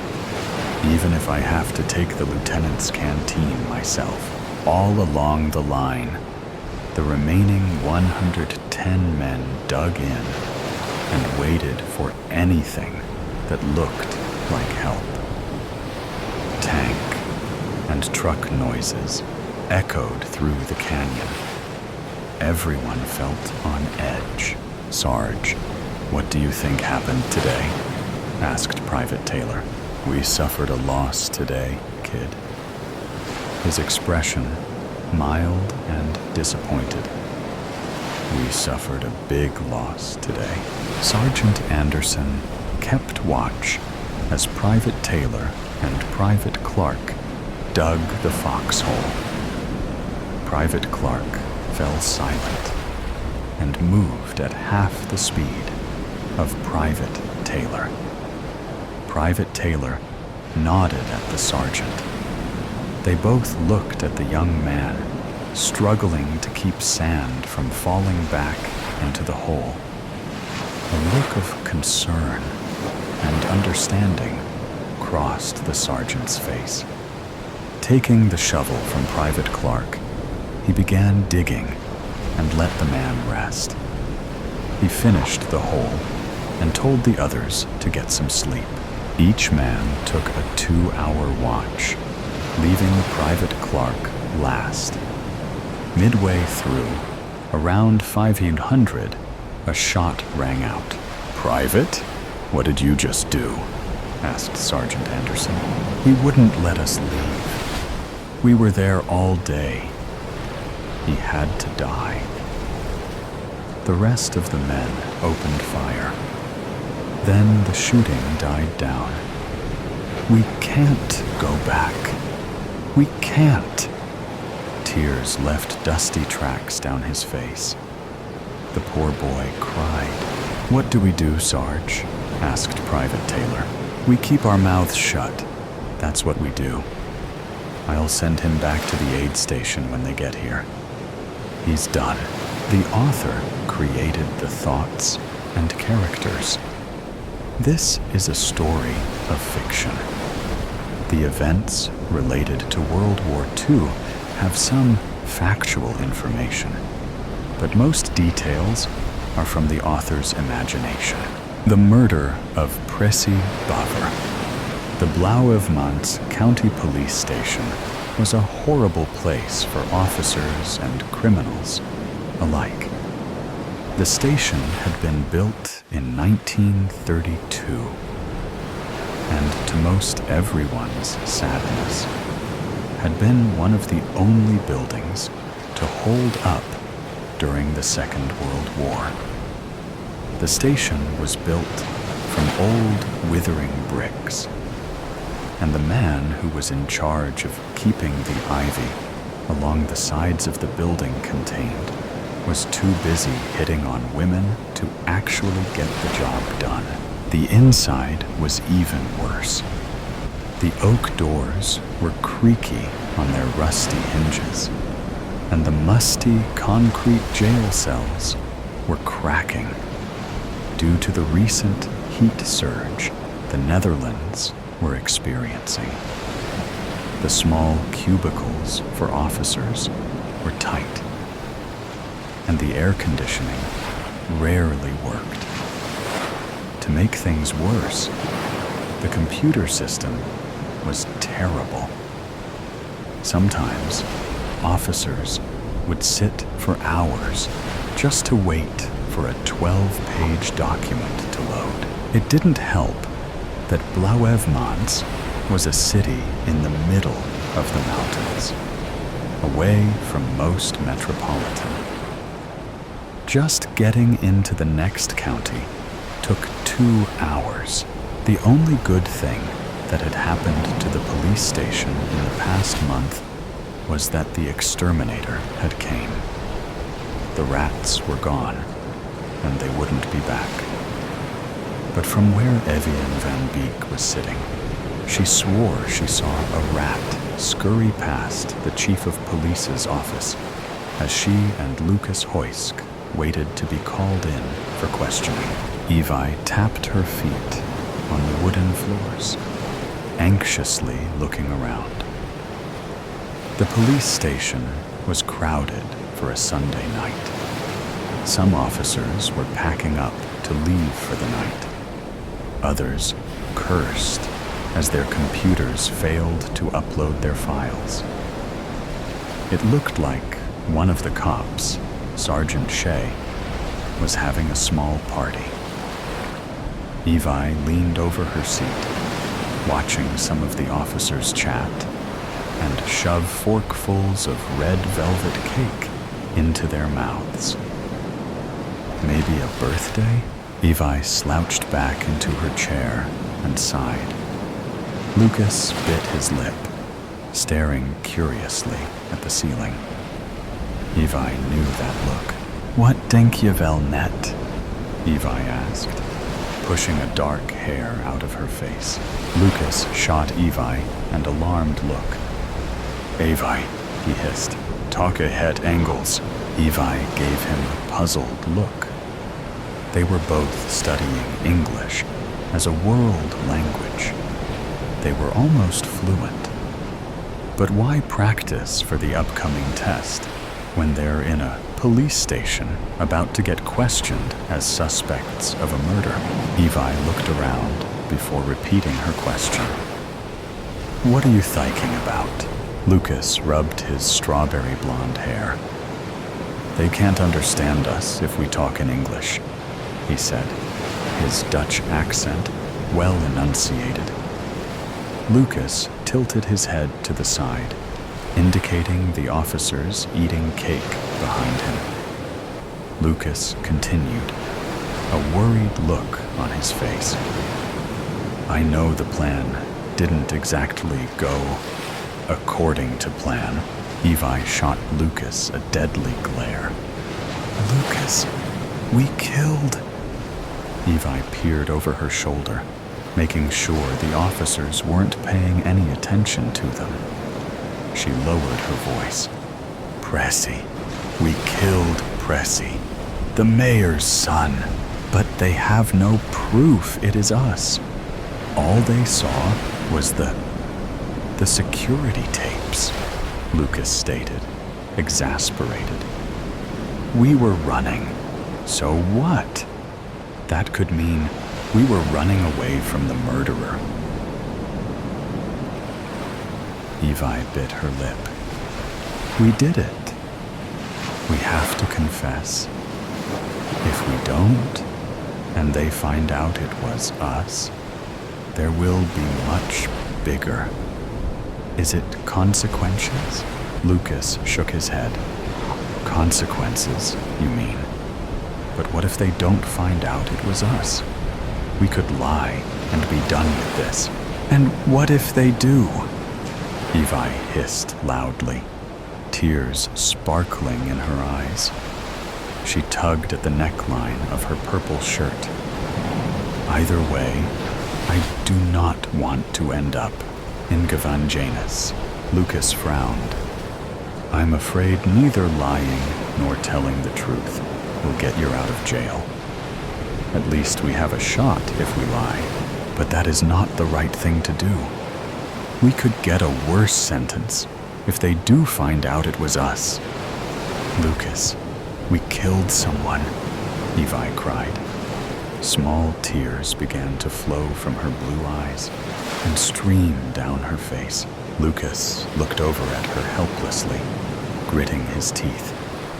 His knuckles were white as they gripped the seat of his chair. They're going to call us in any minute, Lucas said softly. So pick your poison. Evie dried her tears, sighing sadly.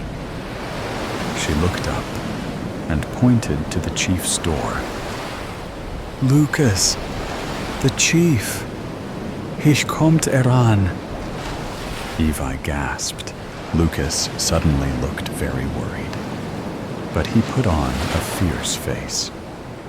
As the chief turned the brass doorknob from the inside, Lucas took a deep breath and whispered, Let's go, Evi.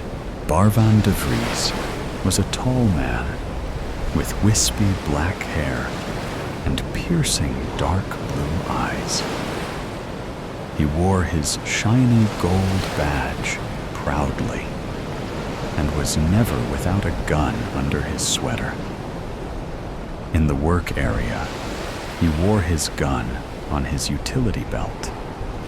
Much to the chief's pleasure, the weapon seemed to intimidate the teenage suspects in front of him. The two, according to his files, were seemingly clean, but were the primary suspects for the murder of Pressy Baver, Evian van Beek, and Lucas Hoysk.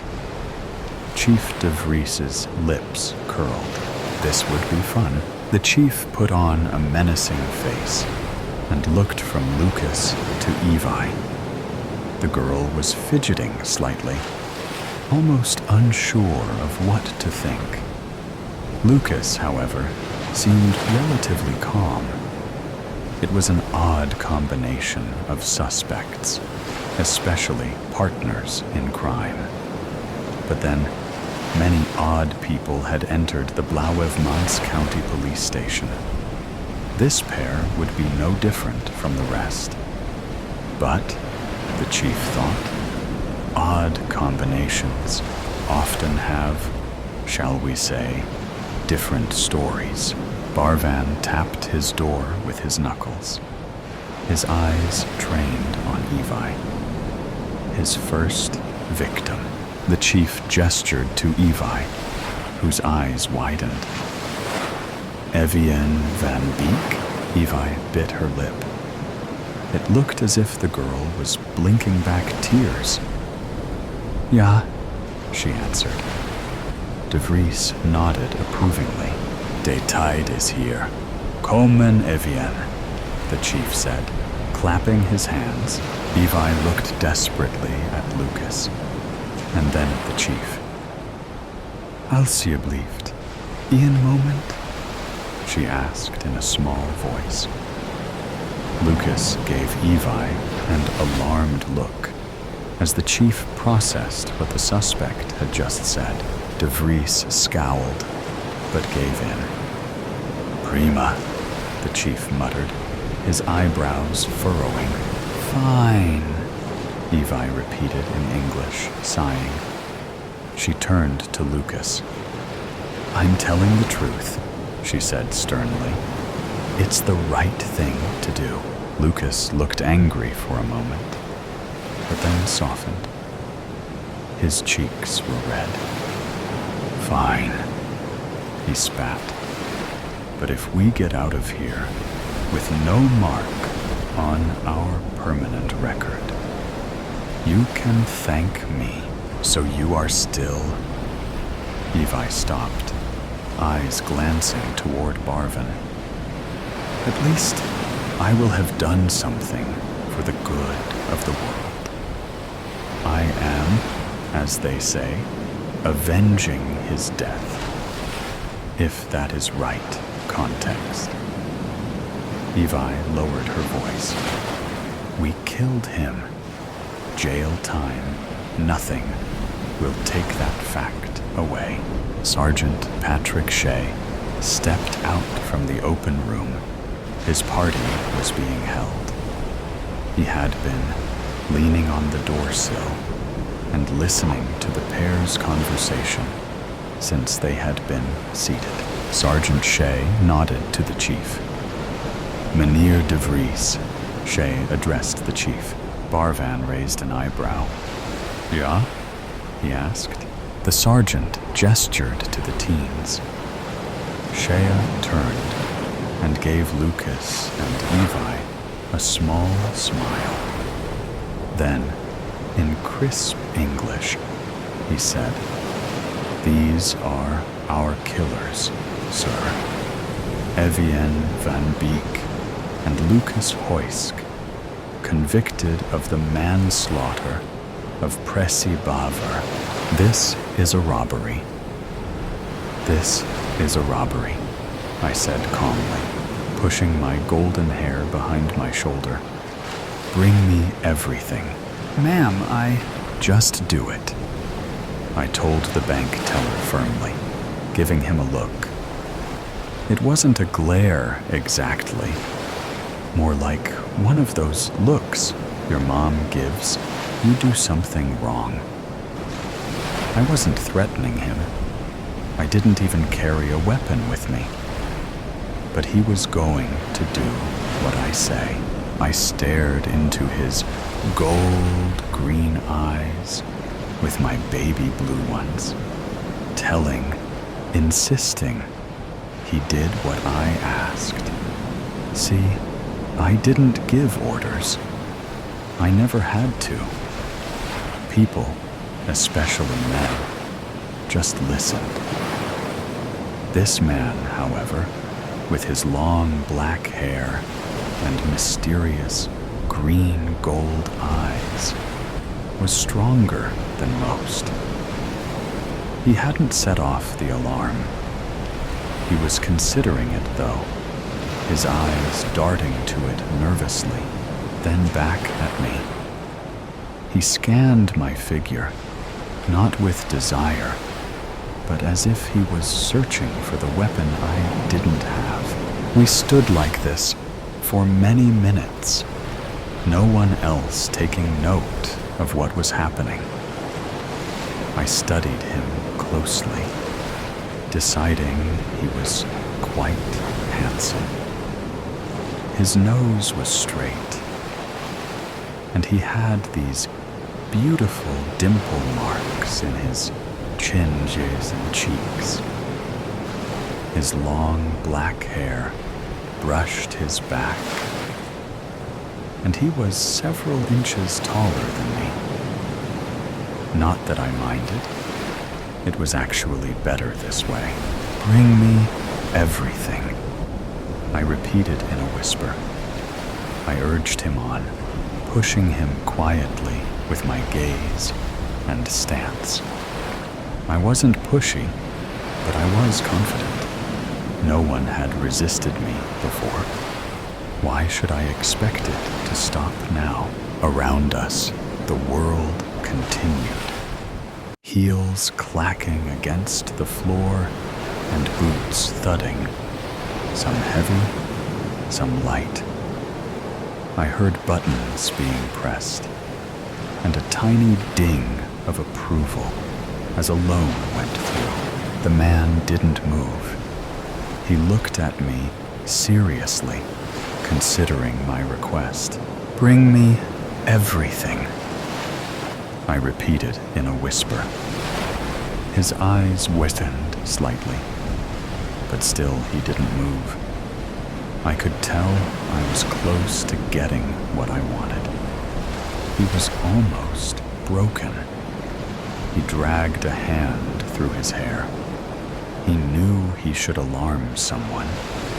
He didn't know if I had a weapon or not, or maybe he did. He glanced around, looking for anyone who might be an accomplice. Several burly, suit-wearing men stood around talking, occasionally glancing at me.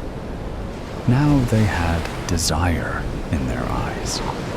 I was a respectable woman, with curves in all the right places.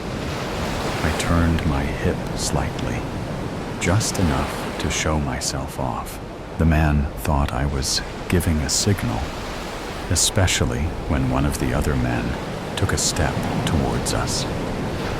I smiled one last time. Please, I added sweetly. The man left to get what I wanted. Everything.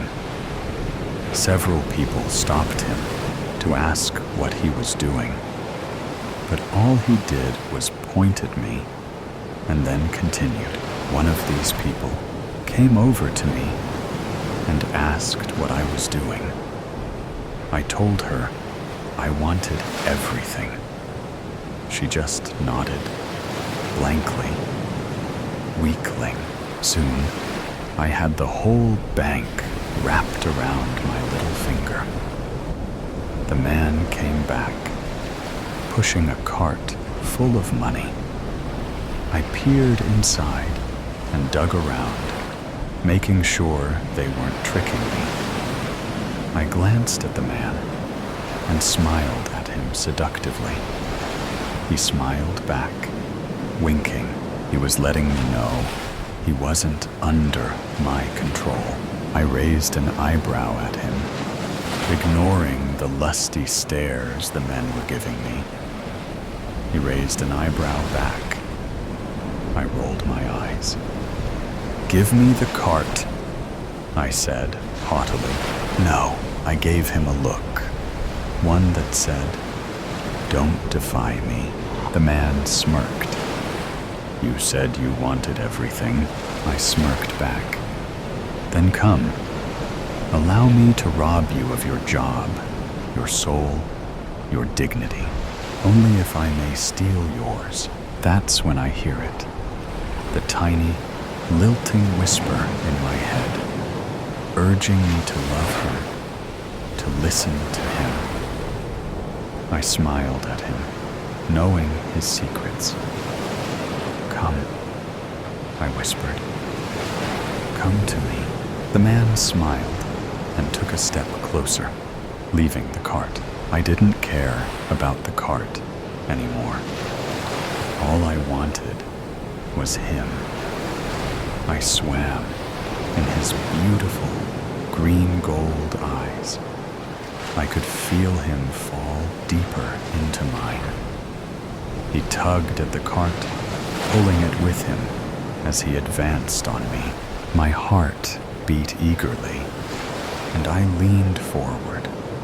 The part of my brain still sane was terrified, knowing what this man could do to me. It excited me. The man was so enticing, with full, soft lips and thick hair I wanted to run my hands through.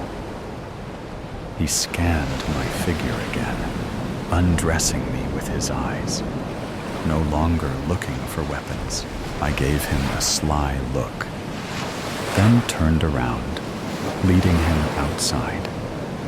I bent over, opening the trunk, and I felt his eyes on me the entire time. Gentlemanlike, he helped me unload the cart, hiding the money in the fake walls. I stuffed several bills in my bra in case he tried to pull something. I got the feeling he would. His voice whispered in my head, just as mine whispered in his. I excited him, and he tried to pull me against his chest, but I only smirked and pulled away, climbing into the driver's seat. I allowed him to sit shotgun. I was already several miles down the highway before anyone at the bank realized what had happened. It was too late now. I already had the money. I glanced at the man. We had the money. The man noticed me looking at him. His hand slid over the seat, resting on my thigh. I glanced at him slyly. What? You looking to have some fun? Of course. But ma'am, you never allowed me to finish my sentence earlier. I frowned. I had no idea what he was talking about. The man sighed. I was going to say, I know your secret. I raised an eyebrow, pushing my hair back. Oh? You're a siren, I smirked. Not quite. I am what you are. The man's eyes widened nervously, like a cornered animal. No? Oh yes. The man drew his hand back, knowing he now had no power. I had robbed him blind.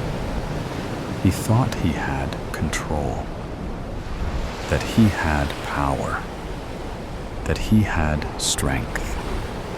He didn't. All he had was an illusion. I laughed, and without pulling over, slid over into his lap. Now give me everything. The man, who had been excited minutes before, only looked terrified. We were cruising down the interstate with no one at the wheel. I only grinned. This was going to be fun. The plunderer's bank robbery and waltzing have a lot in common. Both have defined rhythms, and they're better with a partner. After waiting my turn, like an everyday customer, I handed my note and a paper sack to the blonde girl behind the counter while pulling back my sport coat to show her the butt of my pistol. The note read, "This is a robbery. Remain calm so no one gets hurt. Fill the sack from your drawer. Have a nice day."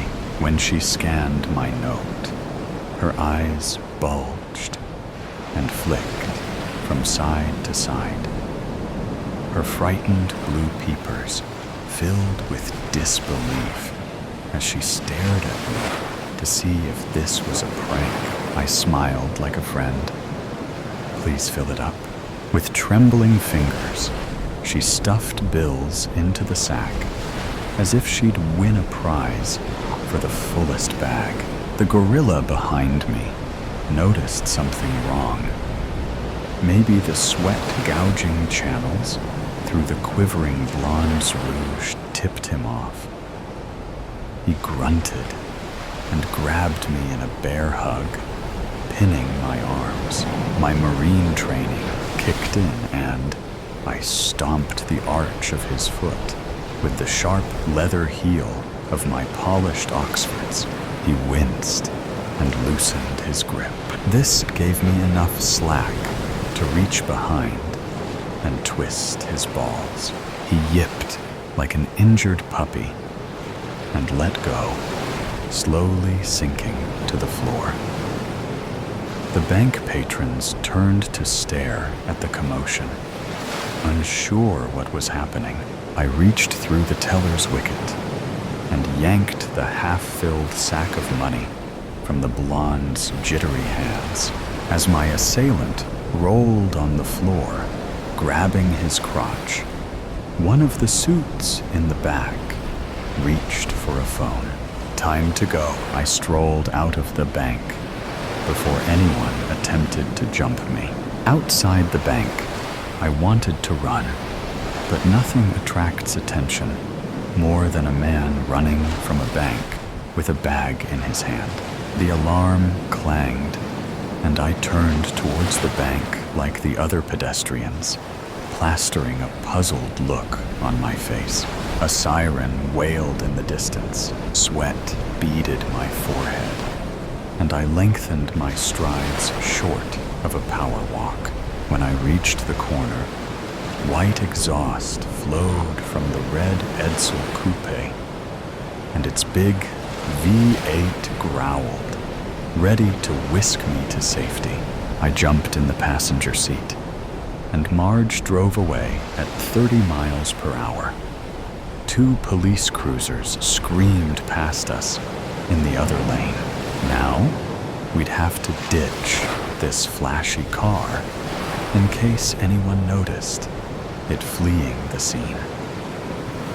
Marge and I have been robbing banks since I got out of the Marines in '53. My posting to Korea separated us for 3 agonizing years. And when I got back to the States, we promised each other we'd never be apart again. Although we talked about it, we never got married. We both felt that a piece of government parchment would not make us love each other any more than we did. When our cash ran low, we'd find a suitable bank in a small town, make an unauthorized withdrawal, and live comfortably on the proceeds for a few months.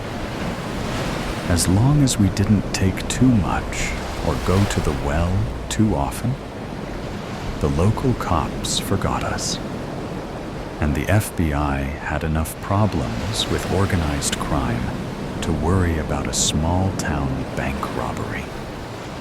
We never hit the same town twice. Our life between jobs was quiet and measured, spending the winter in Florida, soaking up the sun like other tourists. We danced every Saturday night and fished the local lakes. Marge loved the fall colors, so we spent September in New England before turning south for the winter. I don't remember the name of the town in Minnesota when we ran low on cash. While Marge gassed up the car, I got us a table in the Moosehead Diner. Over the blue plate special of corned beef and hash, I decided I wanted to go fishing. Margie, I've been thinking, it would be a shame to be in northern Minnesota and not go walleye fishing. How about we rent a cabin after this job and go fishing for the weekend? Marge placed her napkin on the table and pursed her lips. Okay, Harry, but all the cabins are probably rented. I reached for her hand. This is the end of the season, and we'll find a cabin somewhere, just for the weekend. Then we'll head for Vermont. She squeezed my hand and ran her thumb over my knuckles. We'll need some bait. I hadn't thought that far ahead. We'll stop at a bait shop and pick up some minnows. Or, if you'd rather, you can watch me fish. She removed her cat's eyeglasses with the fake rhinestones and leaned over the table. Not on your life, Buster. You fish. I fish. And I'll catch bigger fish. Just you watch me.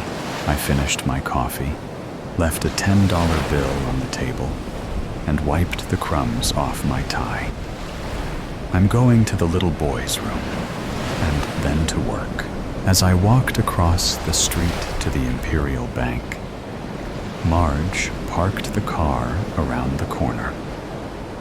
We took the North Road out of town towards Canada and doubled back south on a series of gravel concession roads. Navigation was Marge's job. When we hit the interstate, we turned east towards New England. The cops must have figured it out, or got lucky.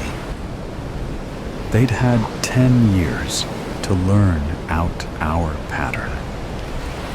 When we turned onto the interstate, 2 police cruisers, nose to nose, blocked our path to freedom. Blue and red lights flashed, and cops leaned across the hoods, pointing shotguns at us. 2 more cruisers pulled out of a side road and blocked our retreat. Marge slowed as we approached the roadblock and parked on the shoulder. A cop with a bullhorn yelled, "Get out of the car and lay on the ground." Marge turned off the ignition and gripped the wheel with hands at 10 and 2 while staring out the windshield. "Goodbye, Harry." I wiped a tear from my eye. "Goodbye, Marge." I drew my pistol and shot her through the ear. Blood spattered the windshield and side window as she slumped on the driver's door. I put the pistol in my mouth and pulled the trigger. "Banana robbers!" They were laughing as they took the last of the money from the friendly banana bank. They knew that after this day, that they would be the richest bananas of the banana world. They had to make a quick escape, though. The alarms were ringing in their ears. The banana cops were on their way. They could just hear the cops as they ran. Be banana and go banana made a great team. They were the best bananas at robbing. They knew that after they robbed, they would have to split the money and have to pretend that they were innocent. They were also great actors. They knew to be part of the banana stampede after they robbed, so they could pretend like they were there the whole time. The banana stampede took place every day at the banana park. It was the best place to hide after doing something wrong. Everyone at the banana stampede knew how it felt to do something wrong. They were all banana criminals at one point. They all got the wrath of the sacred rule breaking punishment. They all stopped committing crimes after that. Once They reached the banana stampede. They were very hangry, so they killed a fellow banana and ate him. They hid the remains of the fellow banana. They knew that if they got caught, then they would be in huge trouble. They heard the banana cops coming. The cops started asking around if they saw anyone who came from the direction of the friendly banana bank.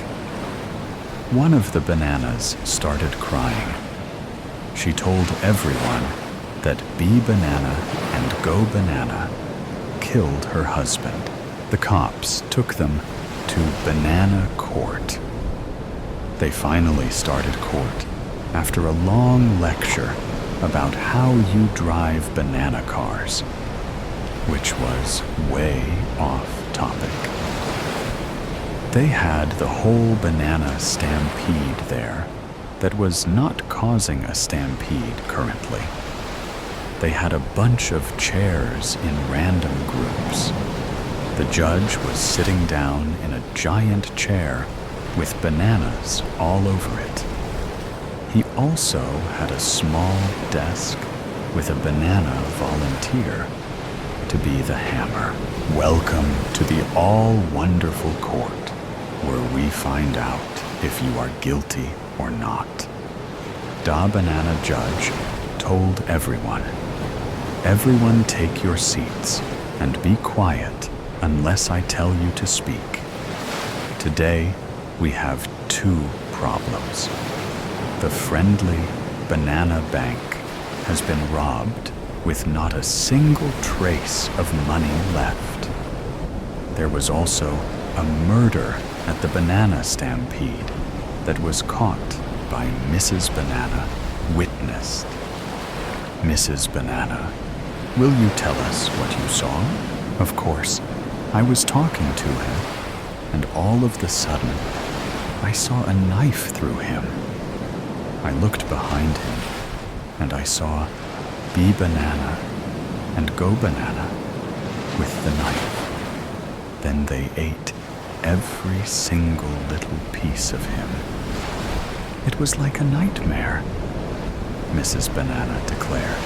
B Banana and Go Banana, you two have earned 10 seconds in jail so far, Da Banana Judge said. Mr. Peel, you said you saw who stole the money from the friendly banana bank. Will you tell us what you saw? Yes, I was walking my banog, and I saw B Banana and Go Banana walk into the bank. I stalled so I could see what they were doing. After a while, they came out with stacks and stacks of money. I ran as fast as I could to the nearest cop. I told them what I saw. That day, I also saw them steal all my banog bones. I was so mad. I wanted to tell the cops, but I thought that it wasn't as important as other things. Mr. Peel said, "Thank you, B Banana and Go Banana. Will you tell us your side of the story to see if you get 15 seconds in the corner or not?" Da Banana Judge said, "Yes, the wonderful judge. We were at the banana restaurant, and then when we were done, we saw Mr. Peel steal the money. We saw him run to his house and then tell the cops lies. When we went down to the banana stampede and saw Mrs. Banana murder her own husband," Go Banana said. By this point, the room was filled with murmurs. Everyone was standing, and they were scared to know who was the actual imposter. The volunteer banana hit his loudly and hard on purposely. The room filled with silence. "Thank you," I cannot tell who is guilty or not. So you four get to go to jail for 20 seconds. Da Banana Judge said, "Be bananas. Go bananas." Mrs. Bananas and Mr. Peel's faces were filled with shock. The banana cops pushed them into a jail. 20 seconds later, they were free to go out.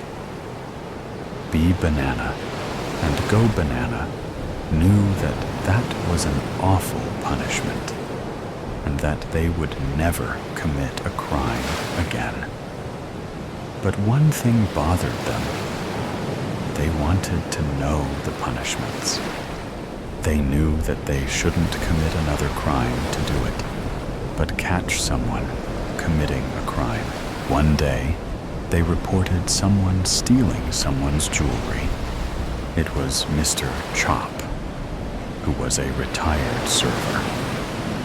Once they got to court, there was another lecture about how it is so easy to turn sides, and another lecture after that about what kind of bananas make videos. Finally, court started, and they found out that Mr. Chop was actually just helping a friend return jewelry. No one was put in jail, but on the way out, while DA Judge was having a conversation with other people, Be Banana and Go Banana stole the sacred rule book. They almost got caught, and they decided to take a drive. They didn't take just any drive. They took the longest drive ever in the banana history. The drive took 12 hours, 59 minutes, and 59 seconds. The next day, they went on the second longest drive in the banana history. They drove through mountains and valleys and finally onto the banana interstate. Citizens, death. She trembled uncontrollably as he pushed the muzzle into her forehead. Nobody moves or makes a sound. Any heroics, bullets will start flying. As you can probably tell, this is a bank heist. Cooperate, and I'll spare you all your lives. Please don't kill me. I'll take you to the vault right now. Shut it. I decide when we go, he replied as he jarred her head back with the barrel. The hostages looked on in slouched postures, with furrowed brows and gaping mouths, wondering if the gun's magazine was loaded or not. For the bank manager's sake, they hoped it wasn't, and that he was pretending to have a loaded gun, because they believed this sort of heist was to scare people into submission with no real intention to harm them. After all, it was only one guy, not a group of robbers. "Hey, mister, my wife's so scared, her water has just broken," exclaimed a hostage. "We need medics, quickly." "I said no heroics," he exclaimed, striking the butt of the gun to the bank manager's temple. She fell in a heap, motionless. "Now look at what you've made me do. I mean it, people. Don't try my patience, or one by one, it'll be you lot getting the bullet. Are you crazy? My wife is in pain. She thinks the baby is in the wrong position. We need a doctor now." He sighed and approached the pregnant woman and knelt by her side. She was shaking and sweating uncontrollably. "I'm so sorry about this, but I can't have you or your husband messing this up. There's $20 million in the vault, and I want some of it, no matter what the cost. Please, just take the money and go quickly. We'll say nothing to the police, replied the woman. The bank manager opened her eyes. She sat up, propping her back against the wall. All she heard was 2 shots fired, followed by a cacophony of screams and chaos. He fired another shot to the ceiling, and the room fell silent. Order was restored. Right, you lot. Clean the blood up, and then drag the pregnant woman and her husband over to the far corner, he demanded. Are you fucking crazy, man? You've killed an unborn baby and the mother and father, exclaimed another hostage. In this game, there's always collateral damage. Now shut it, he said, training the Glock on him. He glanced through a window. The street outside Citizen Bank was as normal as he'd expected. So far, 2 minutes had passed since he'd entered the bank. There was another 5 minutes before the NYPD would have the building surrounded. So far, so good. With the entrance door locked, nobody had approached or tried to enter the bank. Still partially dazed, the bank manager attempted to stand. She stumbled, but he soon skittered back to her and pushed her to the floor. Stay down until I say otherwise, got it? He slid the rucksack from his back and pulled out a large bag of cable ties and tied her hands behind her back. Then he tied her legs, leaving enough movement for her to walk, but not run. With 2 less hostages to not worry about, he made quick time in using more ties to bound the other 8 hostages. Okay, people, if I hear the slightest of sounds or sense the smallest of movements, one of you will be joining those bodies over there. He hauled the bank manager to her feet and pushed her in front to lead the way to the vault. She stumbled and fell to her knees with a hard thud. He grabbed her hair and wrenched her back to her feet. She screamed, and the hostages felt her pain. In retaliation, she spun and spat in his face. She quickly felt the back of his hand make contact with her cheekbone. It sent her tumbling for a second time, but she didn't get up. He didn't let her. Instead, he grabbed her hair and dragged her to the vault. The hostages winced, imagining her discomfort as her legs flailed in a futile attempt to stall him. Now that he's down in the vault, we have to do something, whispered a hostage. He looked mid-30s, with a physique of a guy that worships a gym. Are you out of your fucking mind, sir? You heard what the guy said, right? If you can cut me loose, I can take him. I'm ex-military. Apprehension is my forte. I've got a small knife in my back pocket. Can you reach it? You're gonna get us all killed trying to be the hero. NYPD will be here soon. They'll take him out. Only if someone has activated the alarm. There were moments of silence. He was waiting for a reply that never came. I thought not. But the guy keeps checking his watch, and he thinks they're on their way. I can activate the alarm so the cops know, and then I'll take him out. No, man. You're not hearing me. I can't let you do this. I've got a wife and kids. He'll shoot us all. What do the rest of you think?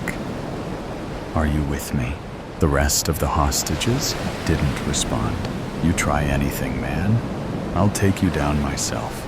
Just trust me, man. It's worth a try," replied a hostage. "He's trained. He knows what he's doing." The locks released. He turned the catch, and the door to the vault swung open. "What the fuck?" he said, staring into the barrel of a Glock 18. "You didn't tell me there was security in the vault," he said to the manager. She connected with his gaze and dropped her shoulders.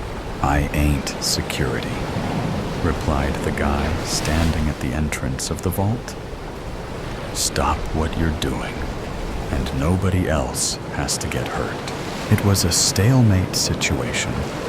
Both guys had their guns trained at each other, fingers twitching at the triggers, and then, bang, the guy in the entrance to the vault fell. He was soon surrounded by a pool of his own blood. He began to load as much cash as he could into the 2 large holdalls by his side. He could hardly zip them up, but to his estimation, he had at least $600,000 in each. Way less than what he wanted, but enough to start up somewhere new. With one bag on his back and the other in his left hand, he grabbed her hair with his right and dragged her back to the main foyer, where he noticed one of the hostages was missing. From out of nowhere, the hostage charged toward him, thigh and drived him to the floor, like the New York Giants were playing out in front of them. They tussled about, but the hostage found himself being overpowered and had the barrel of the Glock shoved in his mouth. Bang! All the remaining hostages jump out of their skins as blood and bits of brain matter splattered all over them. The hostage lay there in a bloody, gory mess that was too much for most of them to look. "Hey, mister," we tried to tell him it was a stupid idea, but he didn't listen, replied one of the hostages. "He's paid with his life for his insubordination." He checked his watch, and 4 minutes had passed. "Time to check out. The manager is coming with me. Inform the police I have her as my hostage, and any attempt to intercept me, and she gets the bullet, right?" Exiting the Citizen Bank, he threw the holdalls in the trunk of his General Lee, while the bank manager got into the passenger side. He put the pedal to the metal and sped his way along Valley Stream. There were no police in sight. Perhaps the NYPD had other emergencies, he thought. He took a left and followed the sign that was heading for Brooklyn. "Okay, Max, you can stop calling me the bank manager now," said Elizabeth. "And you didn't have to be so rough on me. It had to look like you were another hostage. I just hope when you shot that guy in the vault, you were obscured from the cameras so it looked like me. But how did we miss that guy? I think I did good shooting him, but too many mistakes were made this time. I should have accounted for the guy in the vault." "Yeah, but you dealt with him pretty quick. From how we played it out, the cops will think you were innocent. But what about the hostage that thigh and drived you? If you hadn't have got the better of him, we wouldn't be here now. We've got enough money, and I don't have to work in a shitty bank anymore." He took another left and entered on to Interstate 678. He leant over to the passenger seat. Their lips engage. New life. Here we come, she said. The getaway. The door was waiting for him, already open for a quick entrance into the inconspicuous car. Tony ran as fast as he could, chucking the duffel bags full of money into the back as he more or less dove into the passenger seat. "Drive!" Tony screamed at Jackie. "Drive, goddammit! Drive!" Jackie. Scaletta did not need to be told. Before Tony had even entered the vehicle, he had popped the clutch into drive. Before the passenger door was even closed, he tore down the road like a bat out of hell. Tires screeched like a woman getting murdered as the unnoticeable but powerful car growled down Lexington Street. A traffic light had just turned red as the car ran through it, narrowly avoiding collision with an expensive luxury vehicle. The driver honked loudly, laying on the horn in shock and frustration. But neither Jackie nor Tony D'Amato gave it much notice. They were too fixed on the wailing of police car sirens already going off in the distance. Coming after them. "We did it, Jackie!" Tony screamed more than said. "We just robbed Lexington Bank, the cream of the crop. We are gold, my friend." Jackie only nodded in reply. He was too busy focusing on the road, maneuvering cars, hopping onto the sidewalk and the wrong side of the roads to say anything. Tony was shaking and excited as a child who had just scored the game-winning touchdown in a Pee-wee football game. But Jackie was calm and collected. A professional getaway driver, if there ever was one. "Just a little bit further. We'll be over state lines. Then after that, on our way to Mexico to live like kings, Jackie." We did. Whoa, look out! A wall of police cruisers was creating a blockade to the entrance of the interstate. Tony grew nervous immediately. Visions of himself and Jackie being torn up by a barrage of Tommy gun fire flashed through his mind. Torn apart by bullets as they did to Bonnie and Clyde. However, Jackie had prepared for this. He knew what to do. "Hold on to something," Jackie said, with the coolness of an ice-cold killer. His face was determined, his eyes focused. "Hold on," Tony shouted. "Hold on to what?" He reacted just in time as Jackie popped the wheels on the shoulder of the entrance, scraping the passenger side of the car against the cement barriers that blocked cars from falling down the steep hill. "Fuck! Fuck! Fuck!" Tony shouted. Sparks flew like crazy fireworks off his side of the vehicle, he noticed with wide eyes. The getaway car had attacked the weak spot of the barricade. Cops dove out of the way in fear as the driver's side of the car clipped a police cruiser in the rear bumper. The collision was hard enough to knock the law enforcement car on its side. Gunshots fired harmlessly as the getaway car merged with the interstate traffic. The road to freedom. "We made it! Holy shit! Jackie, you old son of a bitch! We made it!" Tony hollered. He was shaking in excitement and fear. A bit of shock had also clouded his mind. He vomited quickly, but violently out the window.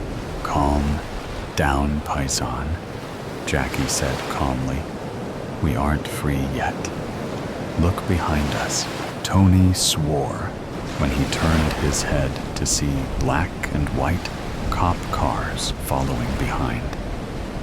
Traffic had pulled over to the sides of the road to allow a path for the police to drive through. Tony had visions of Moses parting the Red Sea upon seeing this. "What do we do?" Tony asked, horrified again. "You let me do my job," Jackie told his childhood friend calmly. "You did your part. Now it's my time to shine."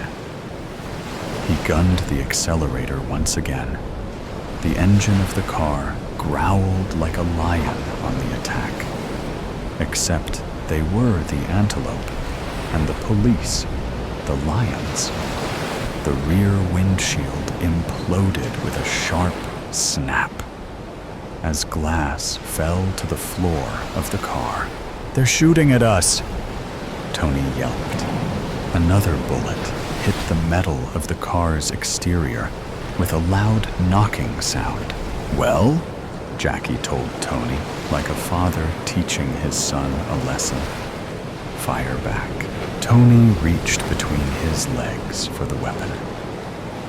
A Thompson machine gun with a 50-round drum loaded. He racked the first shot into the chamber, aimed intently at the leading cop car, and squeezed the trigger. The gun went off, sounding like a barrage of drums, vibrating off the walls. The car Tony had been aiming at lost control and collided with a semi-truck that was pulled over. One down. How many more to go?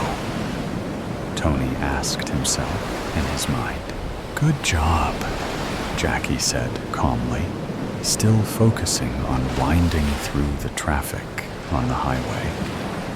Most drivers had gotten the message and pulled off where they could. But a few stubborn ones kept on going like nothing was happening. Great. Now we have a cop murder to add to our list, Jackie's mind told him. He shook his head to clear the thought away. The car stank of burnt gunpowder, and a ringing accompanied the ears of both men as Tony loaded another drum into the rifle. "Don't shoot unless they shoot first," Jackie spoke. "Or if they get too close, even still, try aiming for the tires. Don't worry, I don't intend on killing anybody unless I have to," Tony replied. Jackie was thankful for this sentence from his friend. They weren't murderers. There was no one else Jackie would aid robbing a bank with. A bullet shattered a small hole in the windshield. It narrowly missed Jackie's throat. His blood went cold as he felt the ripple of air pass by his skin. A second one ripped another spot through the windshield. This one hitting its mark. "Fuck," Tony yelped, throwing his right hand onto his left arm. Blood stained his fingers. Another barricade stood ahead. This 1-3 rows deep, with paddy wagons and cruisers blocking the interstate. "Tony!" Jackie shouted, momentarily taking his eyes off the path to look at his friend. "Are you okay?" "Yeah," Tony spoke through gritted teeth. "Just took some muscle and skin. Missed the bone. I need you to lay some covering fire when I say," Jackie told him. "What are we gonna do, buddy?" Tony asked. His pain was, at the moment, dulled by the fear that their escape had come to an end. No Mexico. The bullet would have to be extracted from his arm. "Just wait," Jackie replied, his voice getting lower and lower as he repeated, "Wait, wait, wait. Okay, now, fire," Jackie screamed. Tony leaned out the window and sprayed a barrage of bullets out of the end of the machine gun, aiming over the cops' heads. It was enough to scare the uniformed men to duck behind their vehicles as Jackie screened the car over the grassy area between the lanes of the interstate, straightening on the wrong side as family cruisers and semi-trucks came dangerously close to head-on collisions with them. He rolled back onto the right side of the road once they had cleared the barricade, passing a sign that happily welcomed the two into the next state. "We made it!" Tony shouted. "Holy Christ, Jackie. You did it! We are clear! Bravo, paisano!" They had made it into the next state. Tomorrow morning, they would ditch the vehicle and get into another one to make the drive into Mexico. They were not safe yet. There was still the worry of a nationwide manhunt or getting stopped at the border. But for now, Jackie Scaletta and Tony D'Amato were safe. They continued down the interstate,